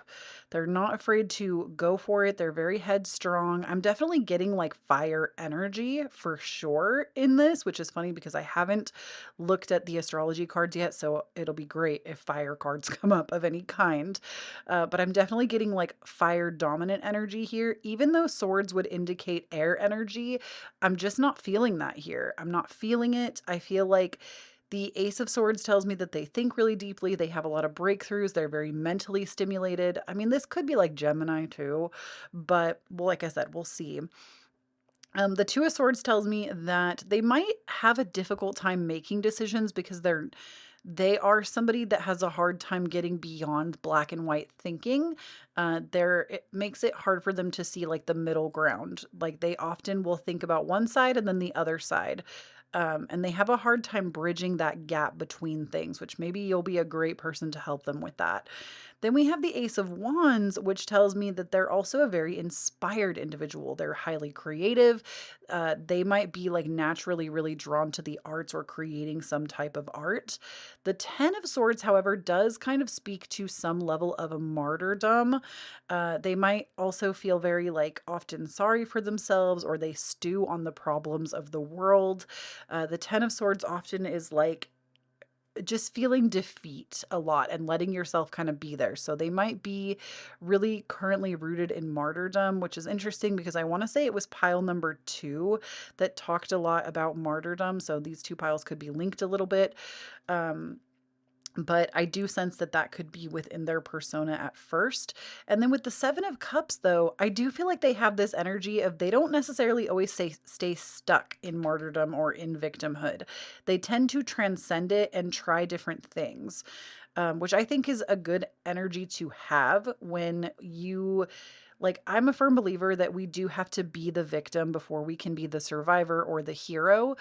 So I do feel like they might exist in this, I don't want to say super frequently, but they do know how to get themselves out and to try something new and to try again.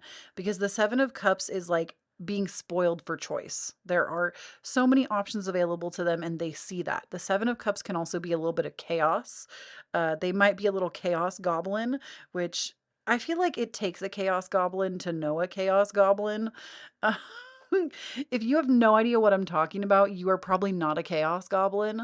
I feel like me and my husband give big chaos goblin energy, but it's like you just, it's not like you create drama or problems. That's not what I'm getting at. I feel like when you're a chaos goblin, it's like you just, you just, I don't even know how to explain that.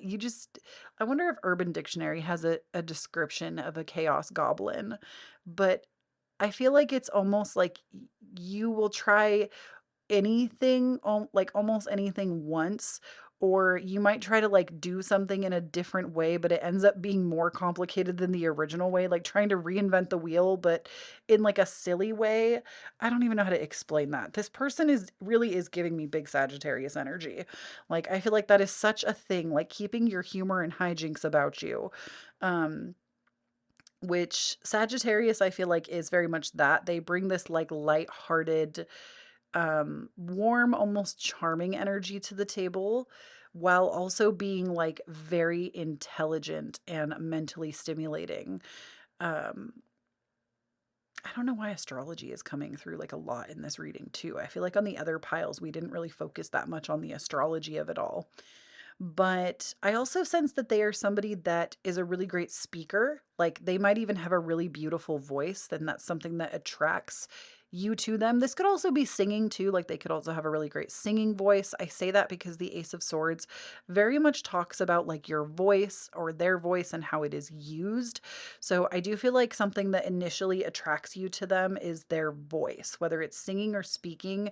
They have a really elegant way of speaking or singing. Um, I also feel that you enjoy their like courage to get up. Like they might have a really lengthy story to tell you about their life where they have been through just a lot of up and down and like a lot of just defeat, and not like they had a troubled childhood. It's not that kind of thing.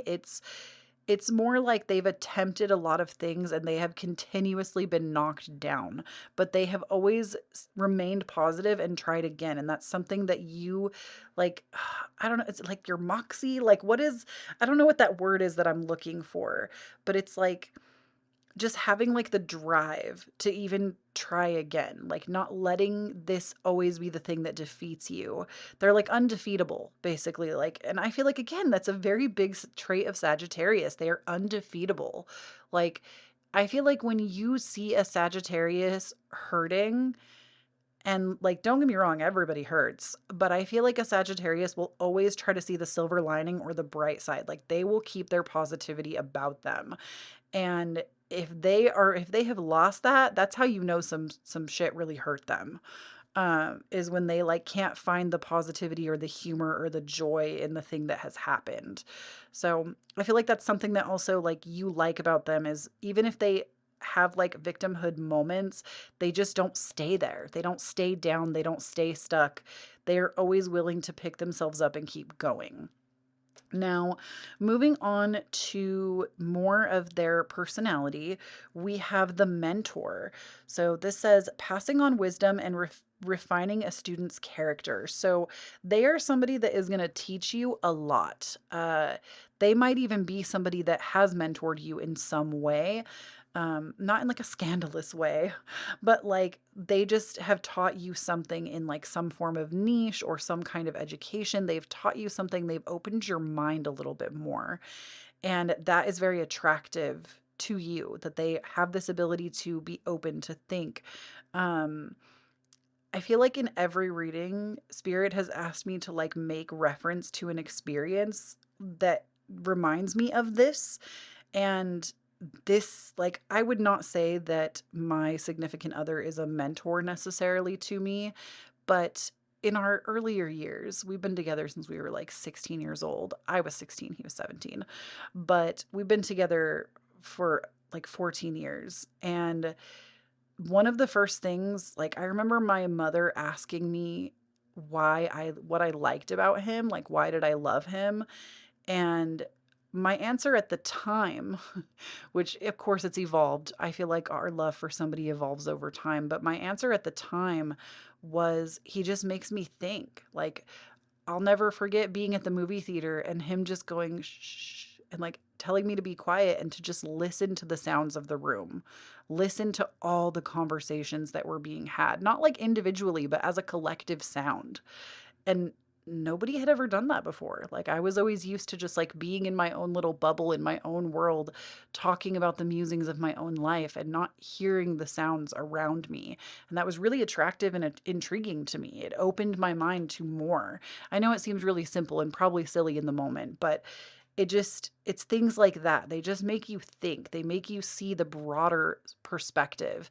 And we also have a child divine. Innocence, purity, and redemption suggests a special connection with the divine. So again, I do get the sense that they are somebody that is very spiritual. It's not to say that they're religious. I think that this is more about they have a connection to divinity. And we need to get the cards out. Hold on. What did I tell you? I knew. I could see this card burning in my mind. I knew. We're skipping ahead a little bit because I was like, this person has to have Sagittarius in their big three. Sun, Moon, Rising. I would also look to their Mercury, Mars, and Venus, especially Mars and Venus in terms of relationships. But I knew there would be a Sagittarius card here because mentor and child of the divine, I feel like this is another thing, another attribute of Sagittarius is they are very spiritual. I know we give Pisces and Scorpio a lot about being like very spiritual and intuitive, but I feel like a sign that is not talked about enough in terms of its spirituality is Sagittarius. Sagittarius is a highly spiritual sign because they, of course, they're rooted in logic and like philosophy, but they want to know about like consciousness, the higher mind. And I got the chills. I keep getting the chills talking about this. Oh my gosh, your reading is nuts and I love it. Um, but they definitely have some Sagittarius energy in their chart. Like that's major. Um, I feel like maybe I could just tell because I'm a Sagittarius rising. I could just tell. I could feel it.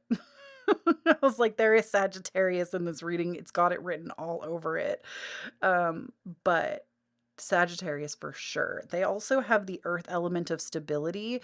So this could be, again, Sun, Moon, Rising, Mars, or Venus, or Mercury. This is going to be Taurus, Capricorn, or Virgo. Those are going to be the earth signs. So they also may have just like a lot of earth energy in their chart or have it somewhere major. It also could be in their ninth house. They could have an earth sign ninth house because the ninth house is the house that is ruled by Sagittarius. So they could be like a Taurus ninth house or a Virgo ninth house or a Capricorn ninth house. So um, that being said, let's get back to the the things that we were already reading about. Let's get back into it. So I knew I'm still shook. I'm still shook that I was able to call that because I could just kept seeing it. I kept seeing the symbol and the archer. I knew. Um, so we also have vampire makes you aware that someone or something is draining your life force. So they also see things about other people, maybe even you, not that you're a vampire, but they see like in your life. They are very smart, very in tune, and maybe even where you don't see that people are not being great, they see it first. Like they almost to me bring that energy of like you think someone is like your best friend and really close to you, and then they'll be like, yo, that person uses you for this. You know that, right? Like they see something that you don't always see. And it's because they're highly intuitive and they're highly aware of this stuff. Again, they're very in tune. We also have detective, which says great powers of observation and intuition, desire to seek out the truth. So detective to me, this can be a few things. Number one, they could actually be a detective. Like that could be their line of work. And that's another reason they're so intuitive is they've also been trained to spot things. But they're also somebody that just has a very, very, very keen eye for detail. I also get the sense that they might already be successful in their career of some kind. So, like, they might already have some kind of important title or do something that feels important. That's just like another sign that this is that person. Now, ways that you are going to meet. I have a few cards that are going to tell us some more about that. So we have psychic ability, trust your intuition. So this person, I feel like you could potentially dream about them before you actually meet them, which that does happen. You are going to know intuitively that this is your person. Like you're going to feel drawn for some reason. Um, like you're going to be like a moth to the flame that keeps coming back to it. I shouldn't say moth to a flame. I feel like that's a negative intention because if you are a moth to the flame, like that's how you die. So we're not going to say that. It's not a moth to a flame. I'm trying to think about something like magnets. Okay. You're drawn to each other for a reason, like magnets. Um, then we have butterfly, a change for the better. So I feel like butterflies also could be symbolic about your meeting. Like you might see butterflies where you are, it might take place outside. Butterflies are a symbol of transformation. So this also could be like maybe you meet them at a retreat or you're doing something that is very transformational, and that is where you meet them.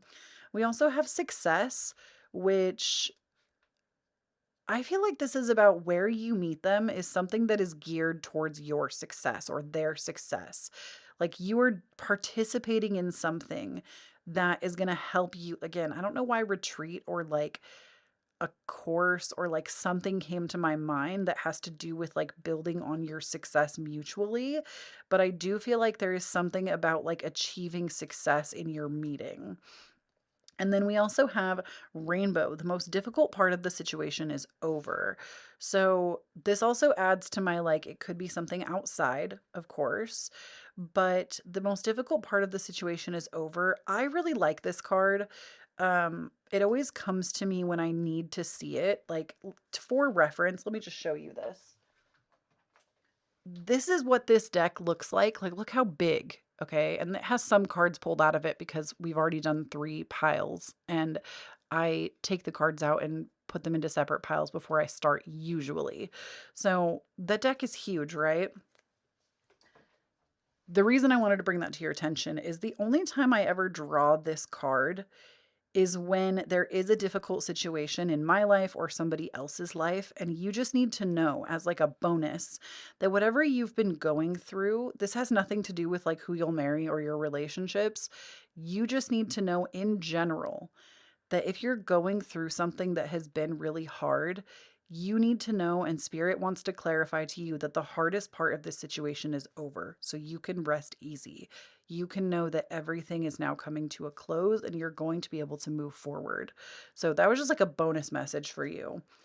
I wanted to show you how big that deck was because I feel like there have been times where I have pulled this card on repeat. And to me, that deck has more cards than any other deck I think that I own. So for it to come out repetitively or to see it here, I feel like is very important. Now, I do have some cards about your relationship too. So just like the romantic aspect, we have playfulness. To recapture romance allows the inner youthful spirit of fun to shine. So, this person, again, they are that child divine. They have a sense of humor, a sense of lightness about them, and they will keep you laughing. I do feel like there was another pile today that talked about humor, but I feel like for you, it's not just about the humor. It's like y'all will play together. Like, I know we talk about like everybody needs work and rest, but we often forget that play is a third category. And you cannot be playing and resting at the same time. You cannot be working and playing at the same time. There are 3 different things that every human needs. And playfulness is one that I feel like is often discounted. We think that we don't really need play. If we can rest or we can work. But playfulness, they are going to keep you playing. Like, not being a player. It's not like that. They're not going to play with you like in a malicious way. It's like they're going to see grassy hills and be like, oh my gosh, let's roll down them. They're going to be like, unless you're allergic to grass, obviously don't do that. But like, they're going to be like, oh my gosh, it's a beautiful night. There's supposed to be a meteor shower. Let's take sleeping bags into the backyard and like camp. You know, they want to do things that are playful with you. They're going to walk past a playground and be like, let's go get on those swings. You know, they still want to play no matter how old they are. And they help you to bring that playfulness into your life, which I think is really sweet. Then we also have release your ex. The time has come to clear your energy. So if you came into this reading, I'm sorry if this is a hard pill to swallow. If you came into this reading hoping that like your ex is the person that you're going to marry, I have news for you. No, they aren't.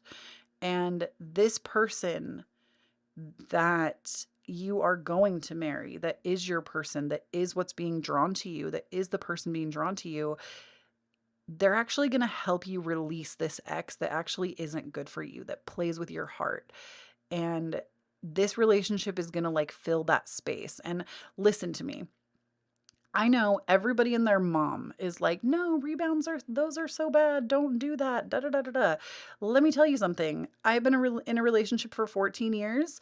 Yes, I was a baby child when I got with that person, but we were each other's rebound. And I am a firm believer, because of my own experience, that rebounds can work out and it doesn't have to be a bad thing. Like, both me and my significant other, even at that young age, knew that we were each other's rebounds. We were open. We talked about it. And it just happened to work out extremely well for us.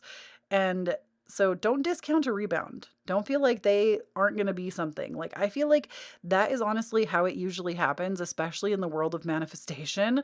When you are trying to attract somebody to marry or be with romantically, it's often that energy of not wanting that keeps that person like attached, that keeps that person like, notice how when you clear the energy of an ex out of your field, that's when they call. It's because they feel that energy pull away from them. And I feel like when it comes to rebounds, if you really aren't attached, that's honestly like some of the best ways that a relationship can form, because there is such a non-attachment. There is such a, you're really fun to hang out with, but like, I don't need this. I got me. And I promise that is often how some of the best relationships are made, because there is this no like gripping, needing, I have to have it. It's like, oh, this could be really fun, but like, it's not, I don't have to have it. I don't know how else to explain it, but I feel like they are going to help you actually release your ex. And I'm also a big believer that you do not have to love yourself wholly before entering a relationship. Yes, love yourself enough to have standards and to not take disrespect, but oftentimes it's through somebody showing us how they love us that we start to love ourselves more. So that too. Now, something that they're going to help you evolve through or transform through or work on or like be in support of is we have for you the Dark Star card. And I'm actually going to be reading this one directly out of the book. So let me just pull that up really quick. I love this deck. It's from Threads of Fate. Threads of Fate. They make so many great decks. So, Dark Star, it says, when there's something burning within you, open your mouth. The world begs us to push things down, to pretend the injustices don't exist, to not ask for more. Authority wants us to feel small, incapable, and let ourselves wear down and fade away. We spend a lifetime tucking away our power, handcuffing ourselves to keep the peace. But energy is neither created nor destroyed. Each time we have bent to the will of something seemingly larger than ourselves, we have not given our power away, because that power lays in wait. It starts lining your spirit, continuing to grow, waiting for the day you discover it. It is the rage, the excitement, the fury, the how dare you. It is the hurricane, and if they let you have it, they would have to call you by your name, the storm that dared to be. But what is more holy than reclaiming the storm? What is more holy than reclaiming this storm? Of letting the thunder inside you crack through the sky. You may have to sever the telephone lines and rip up the foundation, but there's a world of color waiting to be seen. The next time it rains, call it by your name. So they're going to help you reclaim your power. They're going to help you become a no-nonsense person. They're going to help you to stop people-pleasing. They're going to help you to say no and mean it. They're going to help you to, like, ooh, I got the chills again. You're reading just twice now. They're really going to help you come into your own. And now these next two cards are just like some self-care ideas on how to attract this person to you. We have chanting, so you can do chanting. I love, there is an album on Spotify by Kiva. I think it's Kiva. It might be Keva. Don't quote me on that. The album is called Mother Wisdom, I believe, and there's a few songs on there that have some great chanting that I really like, but you can even look this up on YouTube and do chanting. Chanting is just a great way to like move energy through your body, which is very fun. And also just like so healing. And then we also have read. And oh my gosh, look, there's a freaking plumb bob. Oh my gosh, any of y'all that play The Sims know what's up with that. That might also be a sign to like get into The Sims and create your dream life, which I think is a fun activity if you like to game. But we also have read. So I think that this isn't just like read uplifting books or anything. I think this can also be reading, this can also be about reading for pleasure, reading for fun, reading romance books, reading things that get you in your feels, into your romantic arc, into your best life arc, okay? I feel like reading is going to be really powerful because you can literally read a book in a day and it can change your whole perspective on life. That is something that I am an avid believer of. And I also think that this person, um, they probably definitely are a reader. If they have big Sagittarius energy in their chart, which it looks like they do, and we've just talked about it so much, they probably really love to read as well. So, like, that will be a good way to attract this person is by like giving that to yourself. Now we're going to look at timing as to when this person is going to enter your life. So we're going to start with the Rider-Waite-Smith Tarot. This is going to give us an idea of if it's going to be weeks, if it's going to be days, weeks, months, or years. And then we're going to use the Astrology dice to get even more specific on the date.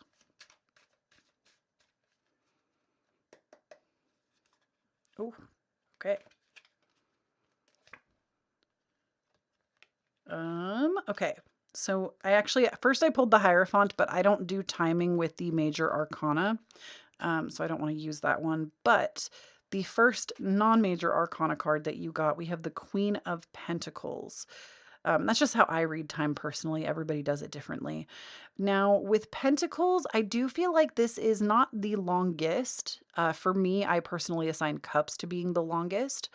But this is going to be more like months instead of days or weeks. But let's go ahead and see what astrology like lineup this is going to be. Okay, so we have the 9, funny, Sagittarius, and we have Leo. So Leo season will not take place until next August, like late July, early August. And with the 9th house, this is Sagittarius. So this could happen, I feel like, not as early as next month, even though Sagittarius season will start at the end of this month. To me, because you got months as your readout with that Queen of Pentacles, this reads to me as it could happen during Gemini season, which is when the full moon in Sagittarius would be. So as soon as like June, but as late as like July, August. So you're looking at like next summer. So you have a lot of time to just spend some time with yourself, reading, chanting, doing what feels right for you. But next summer, it's going to be on. So that is what I have for you, pile number 4. Thank you so very much for tuning in. I just want to take a moment here first to tell you thank you so much for tuning into my reading. I really, really, really appreciate it. And if you love fire sign energy, can you please leave me a comment down below and just leave me like a fire emoji? Let me know, like, you could also leave me a fire emoji or like leave me an elemental, like air, water, fire, earth. Like, what is your fave? I know we talked a lot about Sagittarius. You might be somebody that absolutely despises Sagittarius energy. But I would always encourage, if it's like an energy that you despise, to ask yourself where in yourself you kind of pull back this energy. You don't like existing in it. And I say that because that's often usually what is needed. Or like we've had a person like double cross us that is a Sagittarius, or like I'm always one to want to analyze that farther. But in any case, let me know down below like what your favorite elemental is. If it is fire energy and you're so excited that this person has major Sag energy, like please tell me. But also thank you again so much for being here. Thank you for listening. I really appreciate it. Just like even you being here, tuning into my video, it just really, like, that is enough. That is fantastic. And I just want you to know how grateful I am. If you would like to support me more in a way that is free, I would highly encourage, if you like this video, please give it a like so that I know to make more relationship readings, to know if y'all like them. I would also ask that you hit that subscribe button to get new videos from me every single week. The month of November, I'm really working hard to put 3 new videos out every week, which is a pretty big commitment, but I'm really excited for all the topics that I have planned this month. So if you want more of that, please make sure you hit that subscribe button. And if you would like to support me further in a non-free way, it is never expected but always appreciated. I, of course, have my Patreon available to you where I put out weekly energy readings, extra exclusive pick of cards. We have a book club. We also do workshops every month on the new moon where I help you decode your own birth charts. And I tell you, based off of that, what you should be setting your intentions on for the new moon, just to help you like supercharge those things. So we do it in like a live event. They're pretty intimate at this point in time. Like I don't think we've ever had over 20 people there at once. So they're pretty intimate. And at this point, I'm able to get to everybody, which is really awesome. So if you want to be a part of those, please do, and do come and join. You get a lot. And there's like, I think probably close to like 300, it might even be over 300 now, posts that you unlock as soon as you join. So like you get the whole library of stuff that I've put in over the last year plus. So like timeless readings that are available there that have been there. So please come in and join. If you would like to support me even further, never an expectation, always appreciated. I have my Cashapp, Venmo, PayPal, and my wish list listed down below for you if you'd like to send me a gift. Again, I don't expect it, but I do accept tips for my readings if you would like to provide that. And I would also like to give an honorable mention this month in particular to the Discord. This is completely free. You don't like, you just have to either use it on desktop, PC, or the app. I believe it's on iOS and Android. Actually, I know that it's on iOS and Android and Google, like whatever you have, Discord is on your platform. It's completely free. This is like non-affiliate or anything. It's just our community has like a place to go and chat. And this month in particular, I have a November challenge going on where I've made you printables to go with it. And we are basically encouraging each other to change a few different habits in our life. And there's also a bingo card for the month that is all about like self-care and different activities and ideas to do for self-care throughout the month. If you black out your entire card, congrats, you have done the most self-care all month long. And we're also sharing like pictures of those events with each other as well. So it's just like a really good place for encouragement. And we have so much more than that. We have like an art channel. We have not a channel, but like a chat, an art chat. We have a uplifting news. We have emotional venting. We have general. We have like a food area where you can share food. We have a place where you can introduce yourself. So there's just a lot in the community, and I would love to have you there if you want to be a part of it. And I also have my podcast available to you every Tuesday, sometimes a little sneaky Friday episode goes out too. But it is, this month we are focused on like that girl energy, that girl, that guy, that person, and like living your best life, getting motivated, getting re-inspired. There was a new episode that went out, I believe yesterday when you see this. And I think it was a really good, like high motivational episode. So definitely check that out if you feel like you need that. It's called Divine Authenticity. It's available everywhere you listen to podcasts. And I would love to have you as a listener. And last but certainly not least, if you would like to follow me on socials, I am at Kloee Taylor all over the web. I have no periods, no underscores, no extra letters, no numbers. I have the handle that is spelled exactly like it is here, just with no space. And I put out stuff on TikTok, Instagram, Twitter. I recently have been like shit posting a little bit on Twitter if you want to join me over there. I'm a lot newer to that platform. I wasn't on Twitter for like over a year. So if you want to come and get more shenanigans from me, that is a good place for it. I would love to have you. And that is all. If you listen to this entire thing, you're amazing. Thank you for tuning in. You're a peach. I love you. I appreciate you. And please do not forget, when you stand in your own authenticity, you empower everyone around you to do the same. And I'll talk to you in the next one. Bye.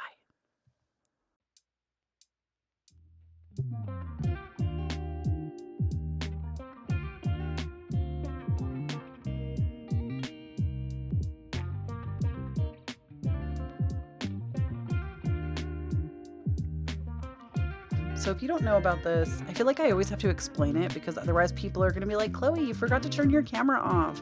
No, I didn't. These are just like, I like to put something here where the Patreon credits are, just so that like y'all patrons get your moment, okay? You deserve it. You support me so much. But in the last little one of these that we did, we've been doing them for a few videos now. So if you like go back to my other videos, if you weren't in pile number 4, like you would never know that this was here. But in the last one, I told y'all that Chloe's Claws was opening, okay? Look at these. I did these myself. I'm actually like, this one's a little messed up. Like, hold on, let me get the focus more closer so you can see. Oh, come on, camera. Come on. Come on. There we go. Okay, so this nail, this middle nail, I don't know if you can see, but it's like textured. So I messed up a little bit on this one, just like a little, like I didn't wait for like one of the layers to cure, and so it got messed up. And then this thumbnail also kind of looks like that.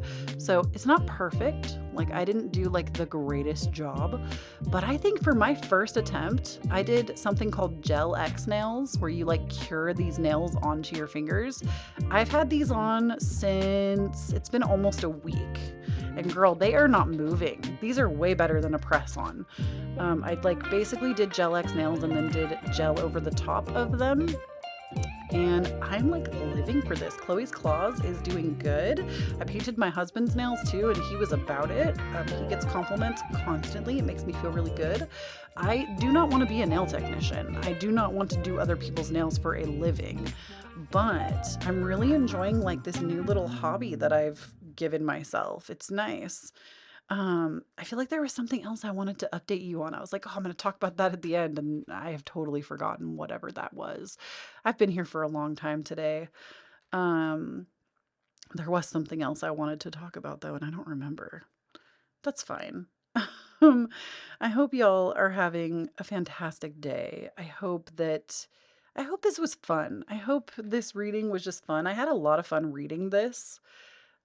Just like, I love relationship readings. Even though I've been in a committed relationship for many years, I love listening to other people's readings and having them like basically read my partner for the filth and be like, oh my gosh, they really did nail you. Even though I'm already married, like they really did nail our situation. Um, I don't remember what else I was gonna say. I think that that's gonna be the vibe. I just wanted to update you on my pretty Halloween nails. Now I'm like, I'm gonna wait like 2 more weeks, I think, but I'm dying to take this off and do holiday nails because I have stuff to do like glittery red nails, and I'm so excited. But these are the Halloween vibes still, and I'm into it. I hope y'all had a really good Halloween. I ate some really good butternut squash soup, and I watched Hellraiser, and it scared the ever-living crap out of me. I definitely don't ever need to see that movie again. I don't know why anybody likes that movie. I feel like it was a waste of my life, literally. Like it was just scary. Like I usually can handle stuff that is scary. It was the gore for me. The gore was way too much, and I was not about it, and I would never like to see that movie again. It was the new Hellraiser. Anyways, that is all. Let me know down below. What did y'all do for Halloween? Tell me in the comments what you did. I want to know. I'm nosy. I want to know what y'all do. If you have a tradition, we could talk more about it in the next video after I like read through your comments. But in any case, I love you so much, Pumpkin. Have a good one. Bye.